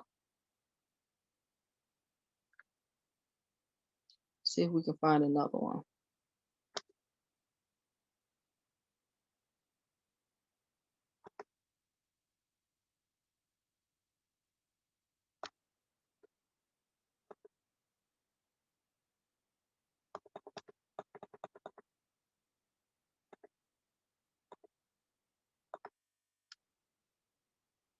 $10 reward. Runaway on Friday, the 26th of August, 1774, from the subscriber living in Middle Patton, North Castle, Westchester County, in province of New York. A Negro man named Will, about 27 years of age, about 5 feet 6 inches high, somewhat of a yellow complexion. You mean to tell me this ain't no blue, black, dark African? Somewhat of a yellow complexion? A pray, lively fellow, very talkative, had on when he went away a butternut colored coat, felt hat, toe cloth, trousers. He has part of his right ear cut off and a mark on the back side of his right hand. Now, we learned about those marks on Sunday, right? Then we learned about those marks on Sunday. You would get a mark On the thumb. If you did what? If you was escaping, you instead of getting a death penalty, right? You'll take the mark. You can only get the mark one time. You couldn't get it. You couldn't get several marks. You can only get one time. You can only get the mark once to escape death. These were the Europeans. See how we switch space and sides with the Europeans? How did we become the Negro? Because of integration.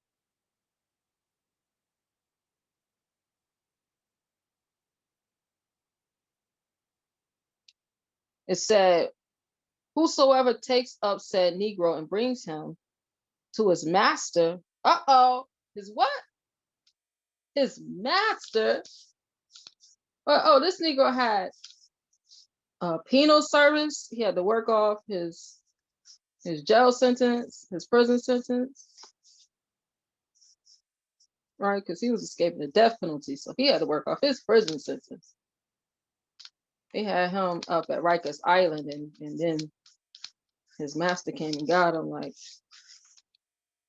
all right, come on, you work off your penal sentence. Islam. Or secures him in gallows so that his master may have him again, shall have the above reward and all reasonable charges paid by James Banks, and be masters of vessels. Masters of vessels. What's a vessel? Ain't that a ship? So this masters of the ships, the slave ships, are hereby warned not to carry off the above Negro. Woo! We warning y'all today. Don't you carry out this Negro.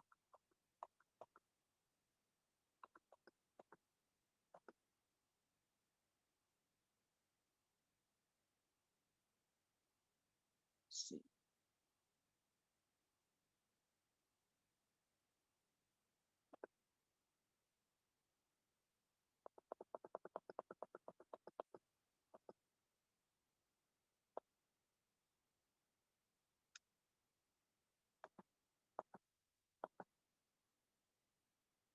Oh, I can't really see this one.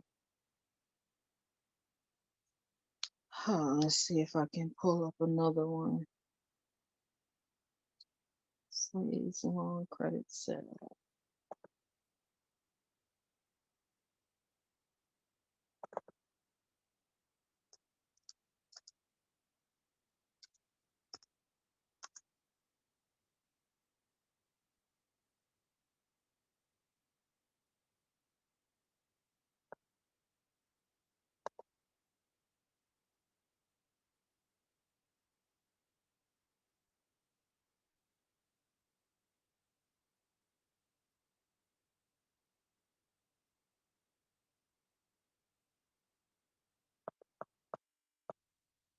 There we go. I got it. Got it now. Slaves, long credit sale of plantation hands. What? From Alabama without reserve by N. Vijny auctioneer. Offices, North South Banks, Arcade Passage, and corner of Conti Street and Exchange Alley. Thursday, March 25th, 1858 at 12 o'clock. Will be sold in the rotunda of the St. Louis Hotel. Who do we have here? We have Absalom, age 28 years, plantation hand, fully guaranteed. So that means he had backing. Absalom, he was guaranteed. He was bonded. He was secured. Absalom had insurance. Absalom was working an apprenticeship. Islam, need, age 45 years, plantation hand, fully guaranteed. Need was another one with the full guarantee. Tom, age about 46 years, plantation hand, fully guaranteed, except having a defect in the right knee. Tom got a disability. Bill, aged about 23 years, plantation hand, fully guaranteed, except a slight defect in one finger, a disability. Frank, aged about 25 years, a plantation hand, fully guaranteed, except a burn on his back and right side. Alfred, aged 35 years, plantation hand, a good subject. Uh-oh. Uh-oh. Uh-oh. Alfred, he's not guaranteed. Alfred is the subject. So that means that Alfred is working off on a prison sentence. Islam, a good subject, has worked in the blacksmith shop, powerful built man. Polly, negress, age 23 years, #1 plantation hand, and fair cook, washer and ironer, fully guaranteed. George Griff, age about 23 years, good plantation hand and carriage driver. Very likely intelligent. What? Intelligent? How did George become intelligent? Isn't George supposed to be dumb? George can't read, can't write, can't communicate. How did George get intelligent? Islam? Martha, his wife, aged about 30 years, cook, wash and iron with her 4 children. Ned, age 7. Nancy, age 6 years. Horace, 4 years. And Mary, age 1 to 2 years. All of the above slaves are from the state of Alabama and sold under full guarantee, except the defects above. Wow.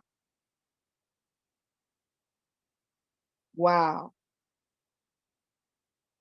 This is not what we've been told it to be. These slave auctions, these are job referrals.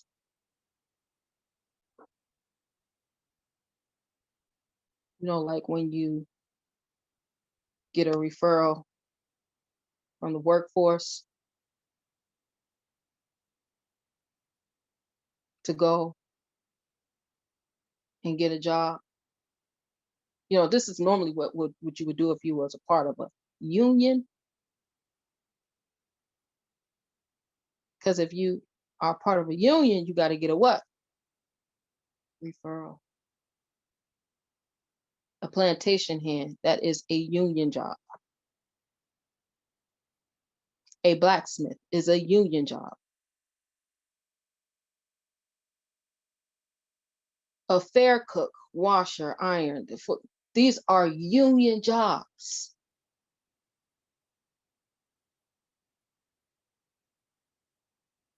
Didn't these people start a union? 1774, they started a farmers union, right? Islam. But we always been a part of unions.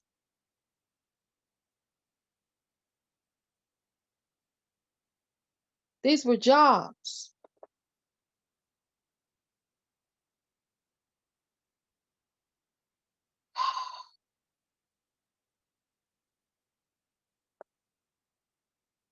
And they didn't play with us long enough. They didn't play with us long enough.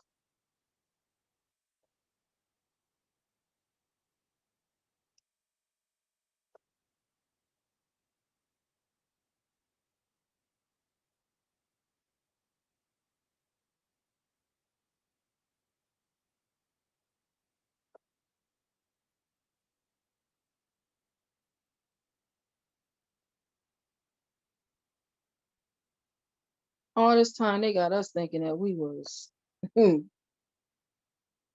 in some slave ships and brought over here.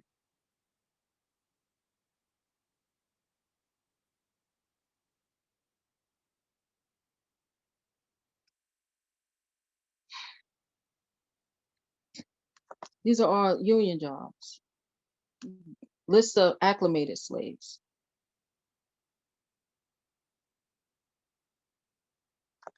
Dan, black, aged about 23 years, a good cooper, acclimated. Lewis, aged about 35 years, general laborer, and accustomed to work in the brickyard. These are union jobs. Furman, aged about 40 years, general laborer, and accustomed to work in the brickyard. Mary Griff, aged about 27 years, a good house servant and child's nurse, and #1 washer and ironer, having absent herself once from her former owner, meaning she paid for her freedom before. She was able to pay it off, meaning she did so good on her last apprenticeship. She finished. So you really gonna want Mary in your house. Jim, black, aged about 26, a general laborer and good subject. All the above slaves are fully guaranteed against the vices and diseases described by law, except the defects made known. Terms. These are terms. Terms.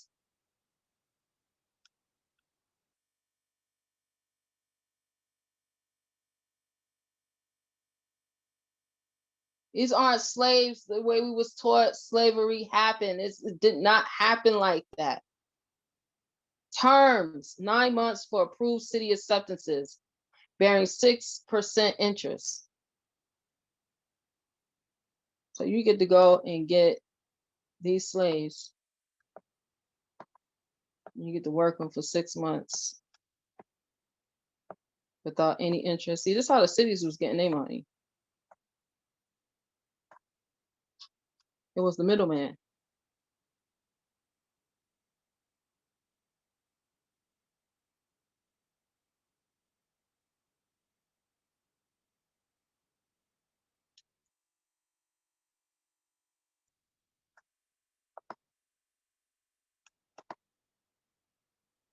See if we can get another one.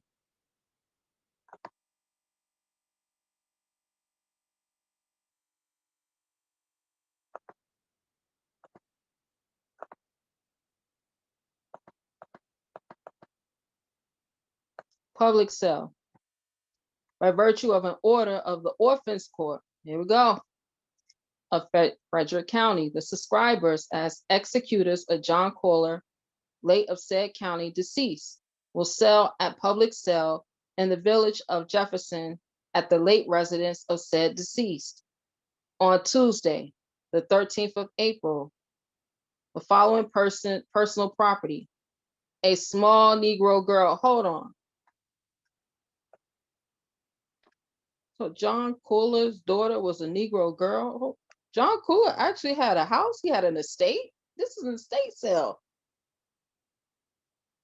1 small Negro girl, 3 cows, 2 10-plate stoves and pipe, copper kettle, and a lot of corn by the barrel, lot of oats by the bushel, crosscut saw, crowbar, mattock, shovels, grindstone, axes, barouche and harness, shovel plows, 2 chests, bedsteads and bedding, a lot of carpeting, buckets and tubs, lots of barrels, chairs, tables, looking glasses, and etc.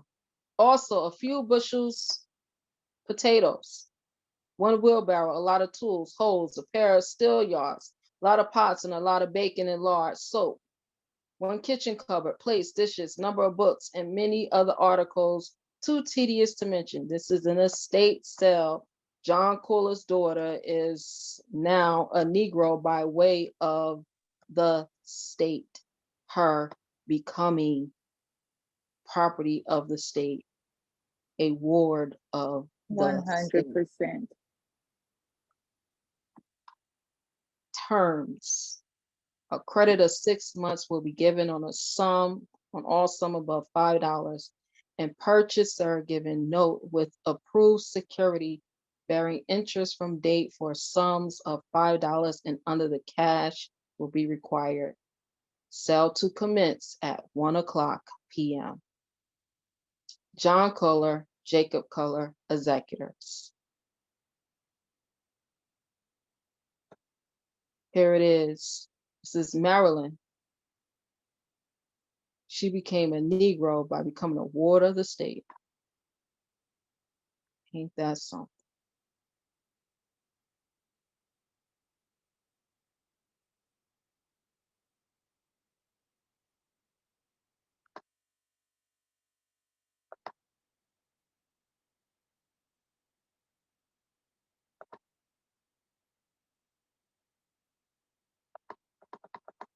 Now, this is the one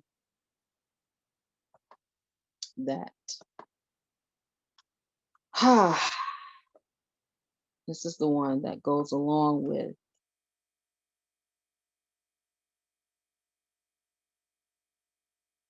the DC Emancipation Act. $250 reward. 3 Negro girls run away from the subscriber. 3 Negro girls. So you're paying $250 for 3 Negro girls?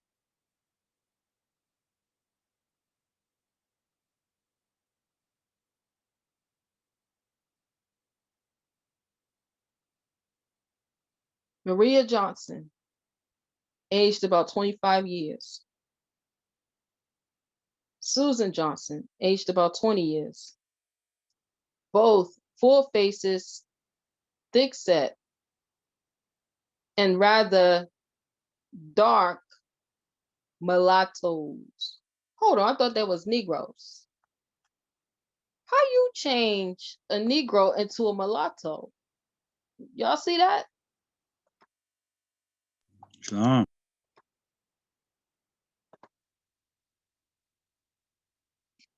Making Indians white.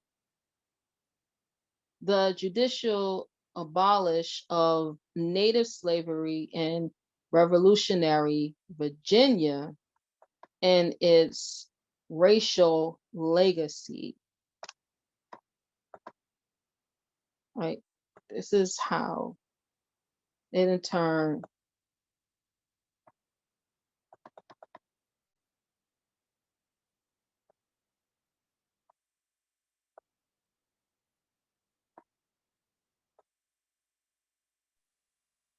Sister K said, we go learn today. this is how they've been doing it. No, I'm just picking up the crumbs. There it is.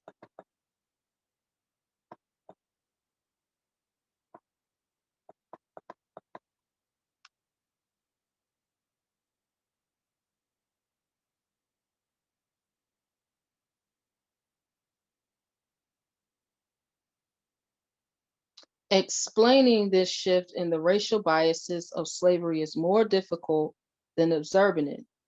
The Robin Court and its successors claim merely to be engaged in statutory interpretation, and Mason argued for Indians' freedom on the basis of the libertarian principles of the Revolutionary War. This comment argues, however, that the ultimate grounds for this doctrinal invitation lay deeper in the changing demographics of early America.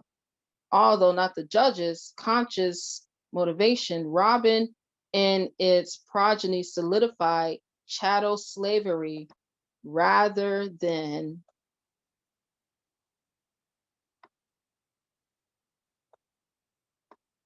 weakening. By making Indians legally white or black, as we shall see in some instances, the court erased a complex triracial past and created instead a society legally divided into the stark categories of free whites and enslaved Blacks. This erasure has present-day legal consequences for federal tribal recognition struggles over tribal membership and interpretation of the Equal Protection Clause.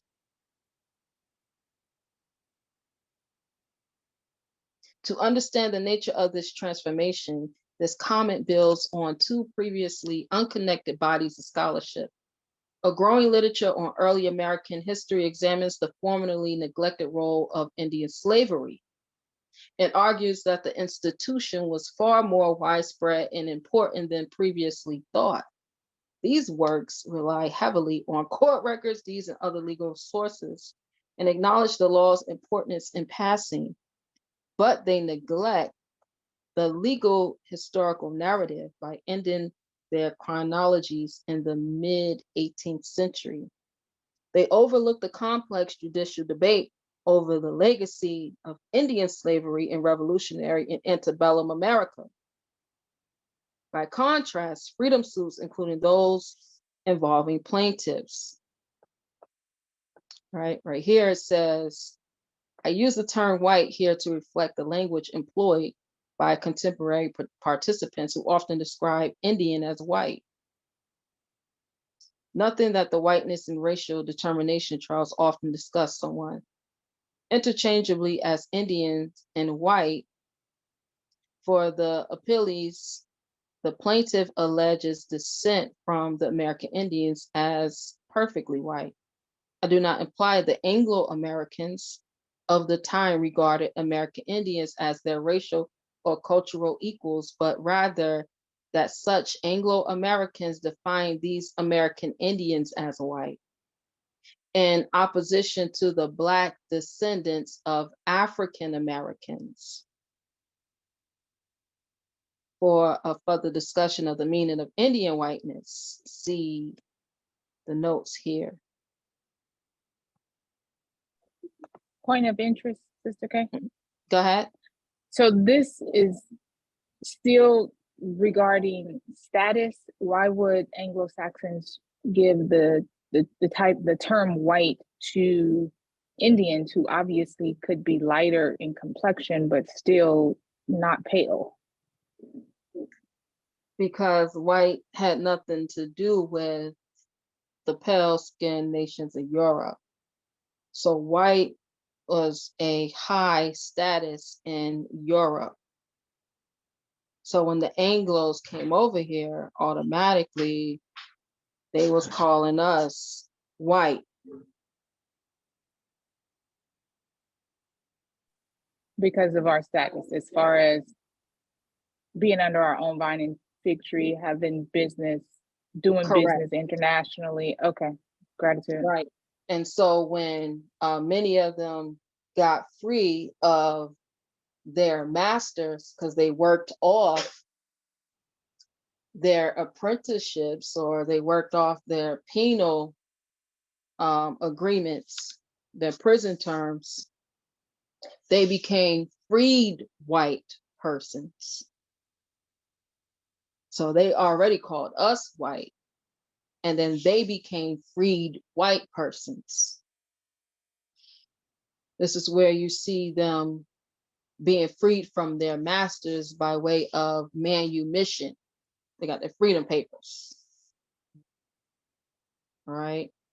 Because they were called Negroes when they had masters. They were called Negroes. When they no longer had masters and they were manumitted, they got their freedom papers, they became freed white persons. Islam. And this was in the 1800s. This was the 1700s and 1800s. Okay. Gratitude. This was both 1700s and 1800s. All right, so this is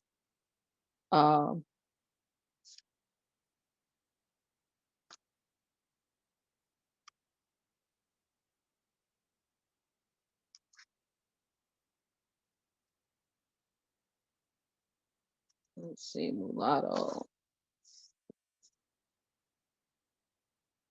We have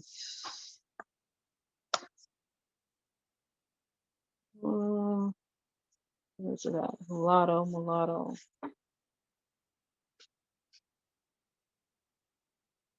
So this is Virginia changing in 1705.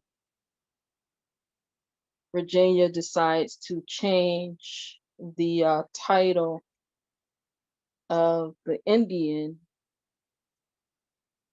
from Indian or white to mulatto, right?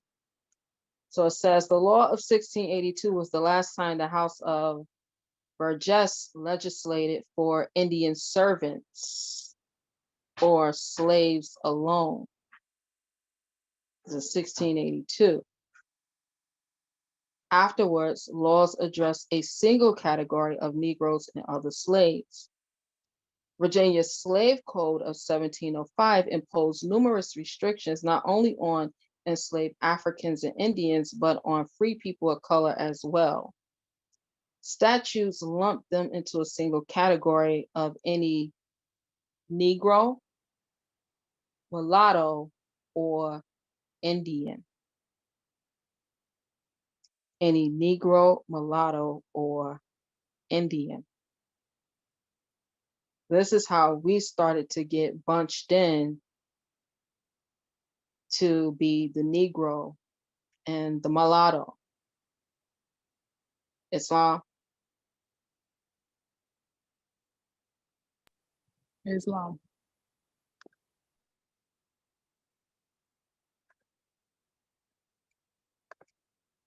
So it says, again, Maria Johnson, age about 25 years. Susan Johnson, age about 20 years, but full faces, thick set, and rather dark mulattoes.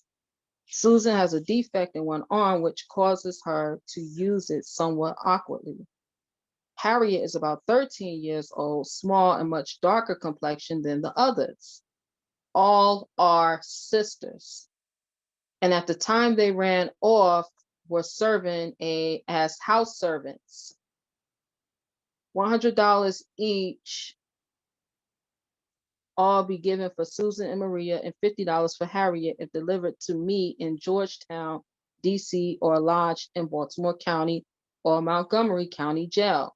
For further information, call on C. Levering in Clark, Baltimore, or the subscriber, right? This was March 15, 1848. March 15, 1848. So these three sisters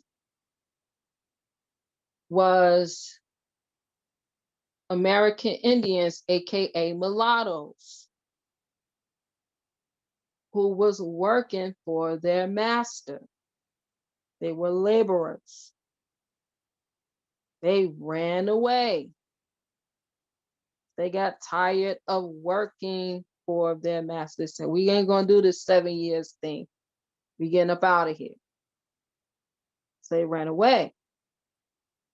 Now, I put out a video talking about this right here, an act for the release of certain persons held to service or labor in the District of Columbia. And a couple folks was like, oh, they ain't had nothing to do with us. And the 13th Amendment in 20 sections is what freed us. And I'm like, no, we was free before then, but you can keep that if you want to, right?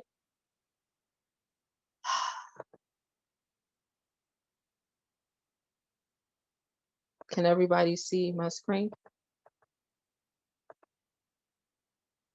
Islam. It's on.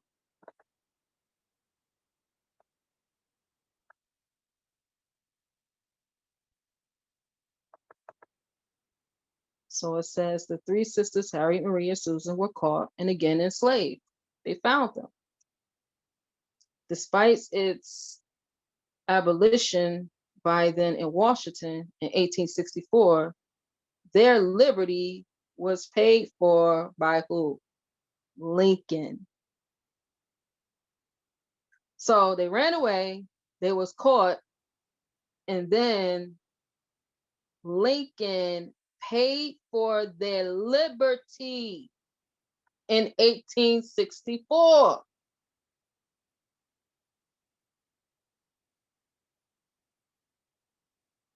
They got freed, they got manumitted because Lincoln paid for their liberty. What do you mean Lincoln paid for their liberty?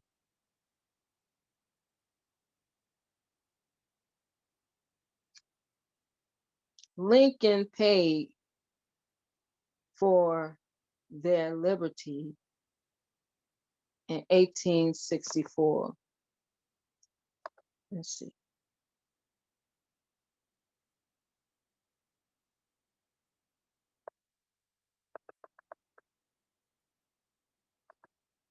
See, I don't just be making up stuff to make up stuff, because I ain't never been about that.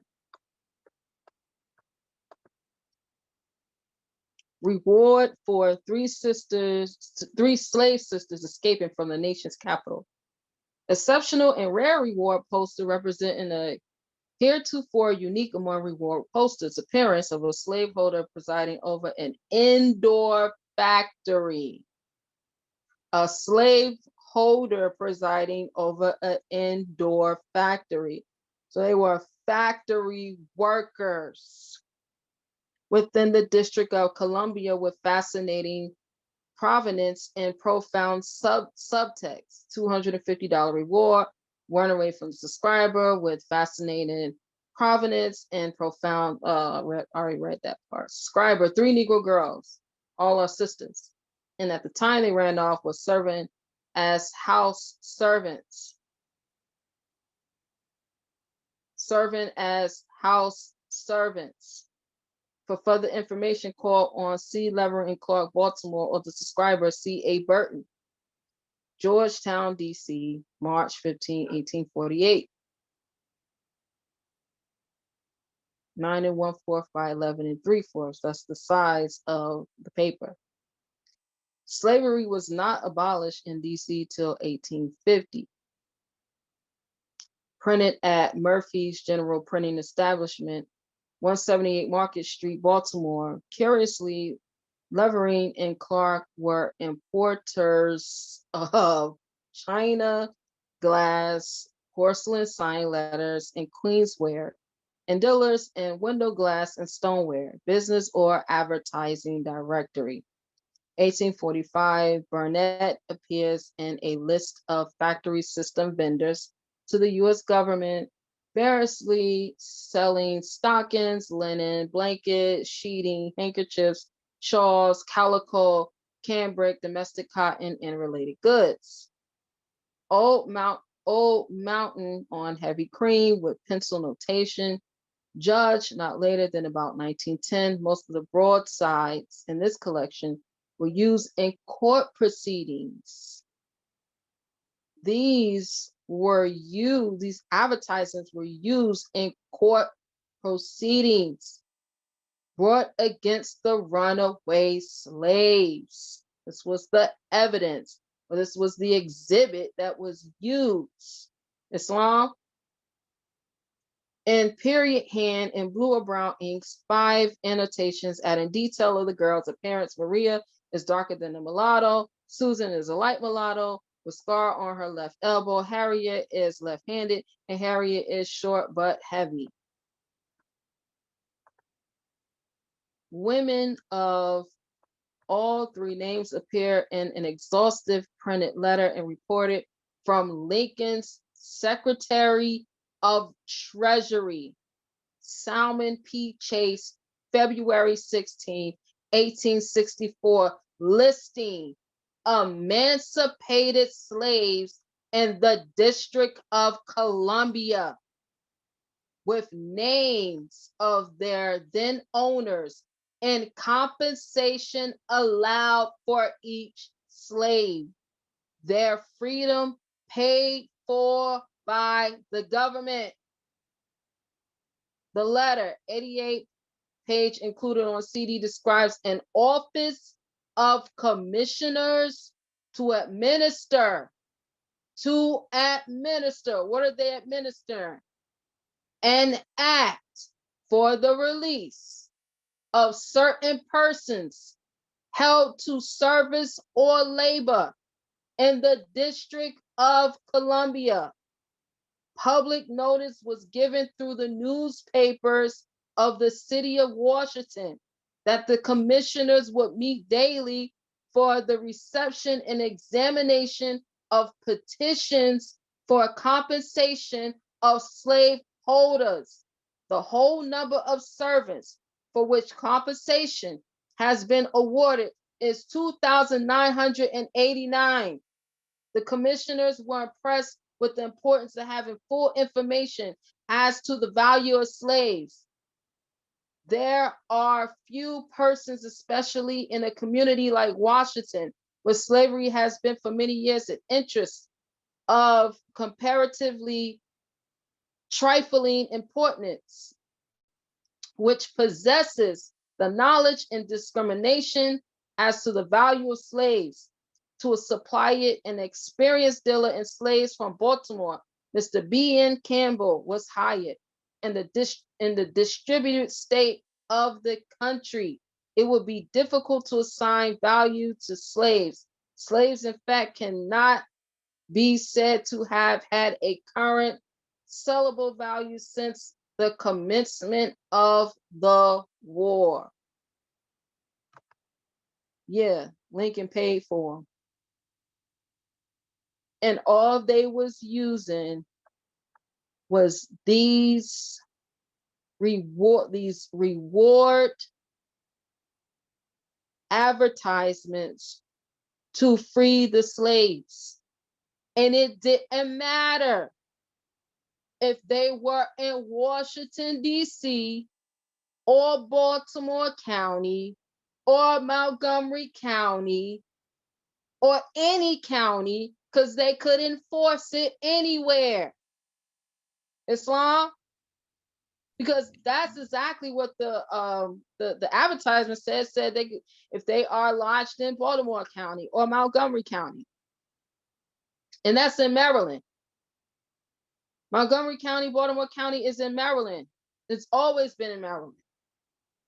It was not in Washington, D.C. They were able to free the slaves no matter where the girls were by using the advertisement. Islam? Islam. So yeah, this right here, an act for the release of certain persons held to service or labor in the District of Columbia, free us. If we was bunched into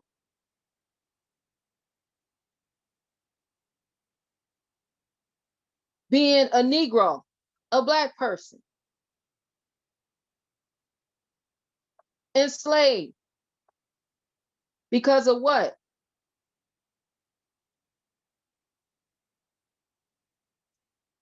Because of service or labor within the District of Columbia by reason of what? African descent.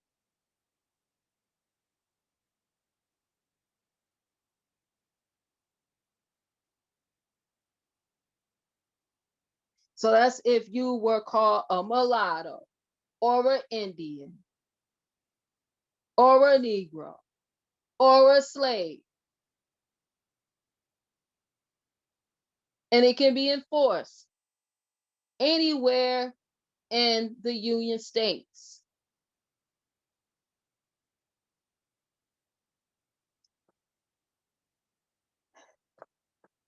Are hereby discharged and freed of and from all claim to such service or labor, and from and after the passage of this act, neither slavery nor involuntary servitude except for crime, whereof the party shall be duly convicted, shall hereafter exist in said district. Islam.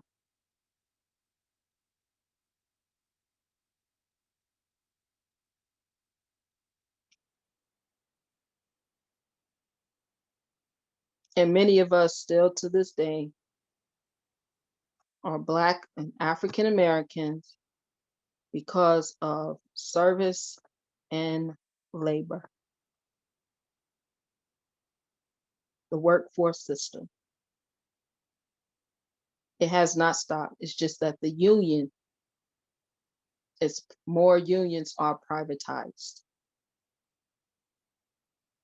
So on the look of it, it looks different, but it ain't different.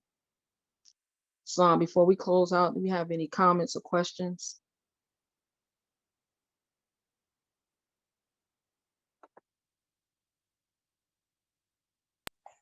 Islam, great class, sis. Thank you. Islam, gratitude. Thank you, thank you, thank you. Being that Brother Sidney brought up, I believe that was Brother Sidney who brought up marking other on an application. What's appropriate?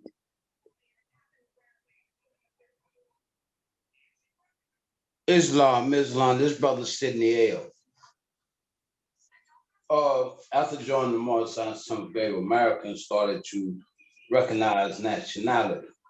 And coming across documents, even within our temple, that states that once we start to recognize ourselves as Moors upon the Moorish Movement, some brave America, the Moorish Movement temple is recognized through documents as American Indian.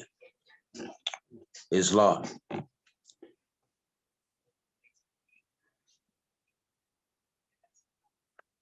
Islam, and I believe you're speaking about the CDC.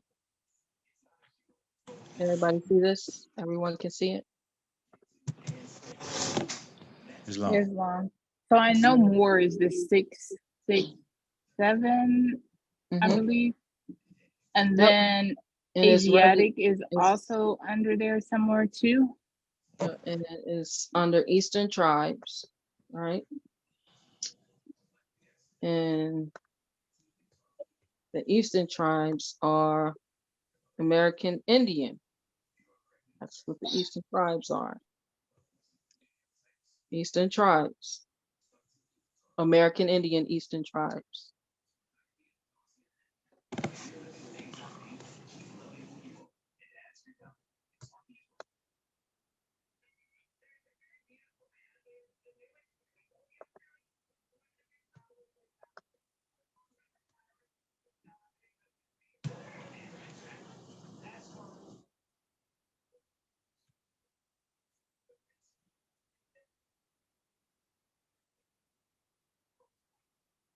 Yeah, so you can put American Indian, you put Moorish American, you put Asiatic.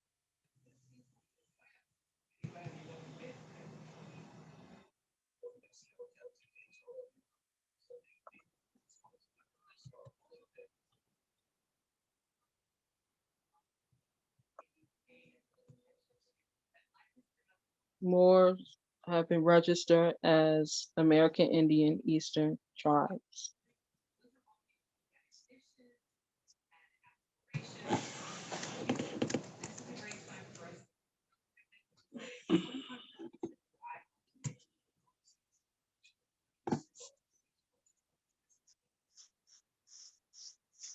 Islam. Did that answer your question, Sister Shamir? Yes, gratitude. I'll put this link. Put some more of these links in the chat for y'all so y'all can grab these.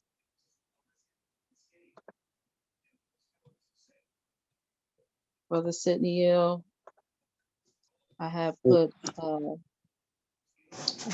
another Quran class from July of last year.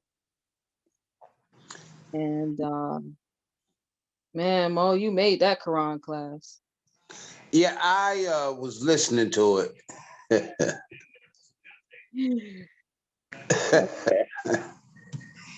I don't know if anybody else tuned in, but I was listening to it. So Brother Sidney made that class. You probably have a couple good ones of me. Yeah, we got a couple good ones of you.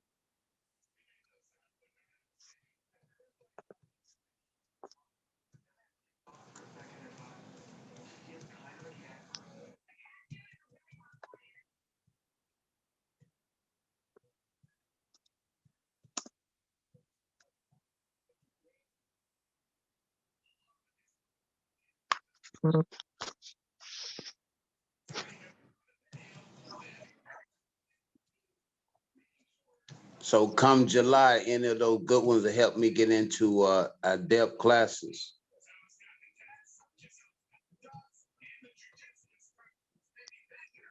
What you say, Mo? I said, do any of those good ones, will they help me get on the roster for adept classes in July? Get on the roster. You gotta talk to your Grand Sheik about that.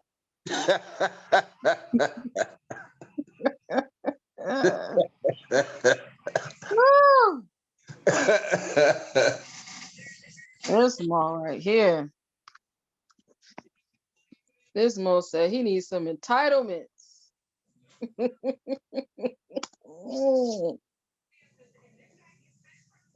Mo said he needs some entitlements. For those who came out, I want to say gratitude for all of y'all coming out. We'll be back here Friday night for Holy Night meeting to song. And then again, Sunday school on Sunday at 12 p.m. Holy Night meeting is at 7 p.m. Central Standard Time, asking each and every one of you to be on time, on purpose. Islam? Islam. Gratitude. Grand Sheik, did you want to share something before we close out? Islam.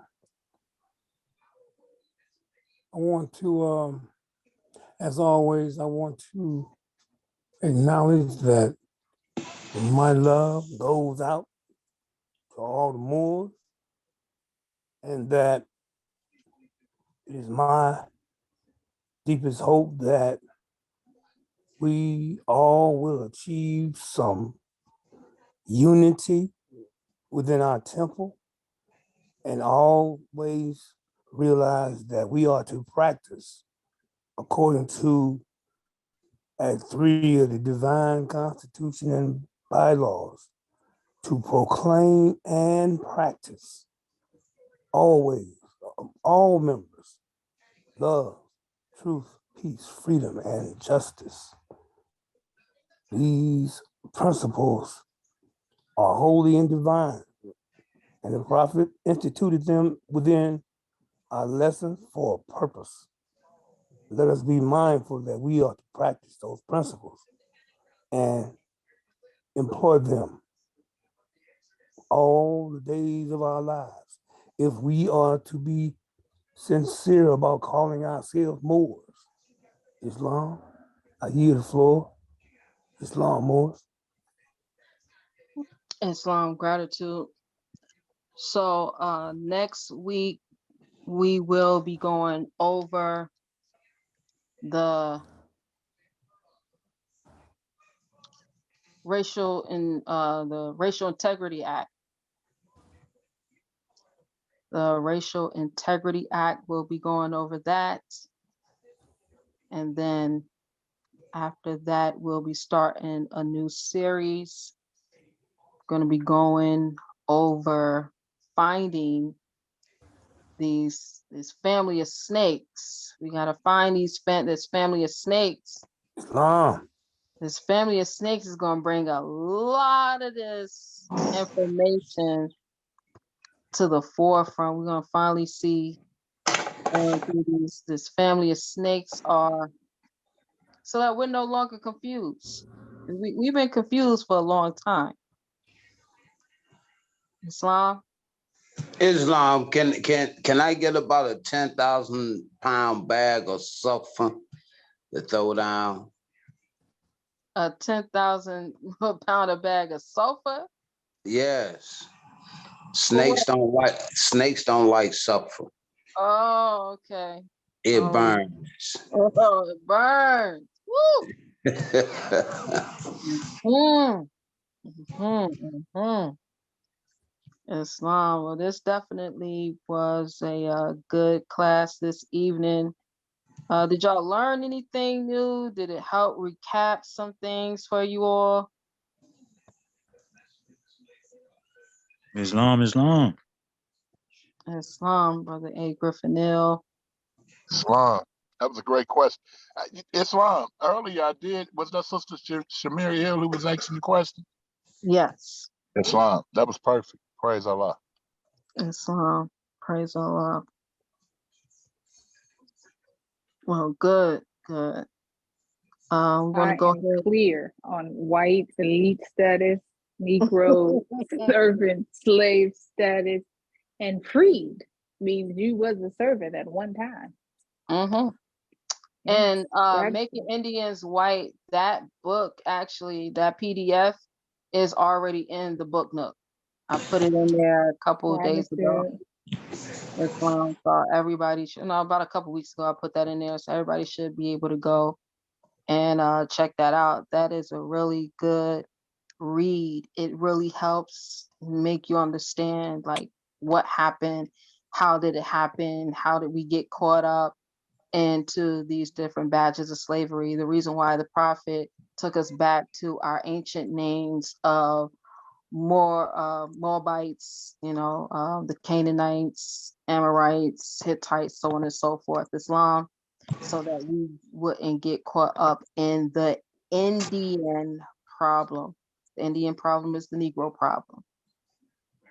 And in that book, would it happen to reference anything pertaining to how Indians, natives, our ancestors just went along to get along with being called Indian? Like at some point, I think we brought up before how some people were willing to fight if you disrespected them and called them something else. So back then, why would, if you are that drunk on rum, then okay. But if it's something else, is that in the book? And in the book, Making Indians White, there's another book. It is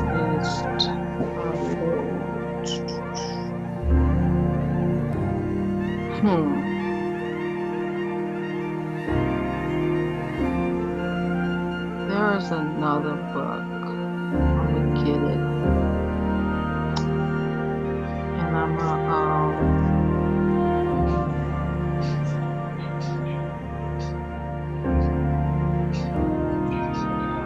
gonna get it and I'm gonna put it up. But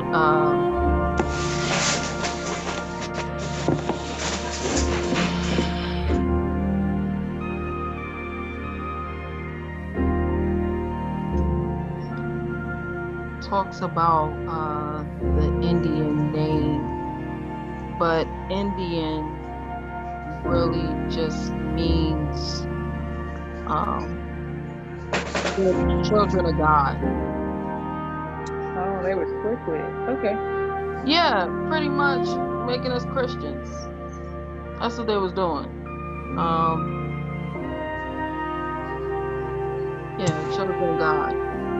In the Latin language of ecclesiastics, which is the church, and royalty of time, the people or children of God, as Spaniards often refer to the indigenous, translate freely as Los Niños de la Indio, and consequently Los Niños de la Indios, more literally children of God, Indio, freely of God.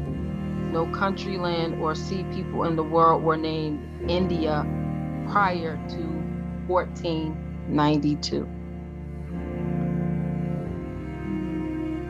So that's how long they've been doing it. Yeah. basically with the expulsion of the Islamic Moors out of Spain and the Christian Moors taking over the government, the empire.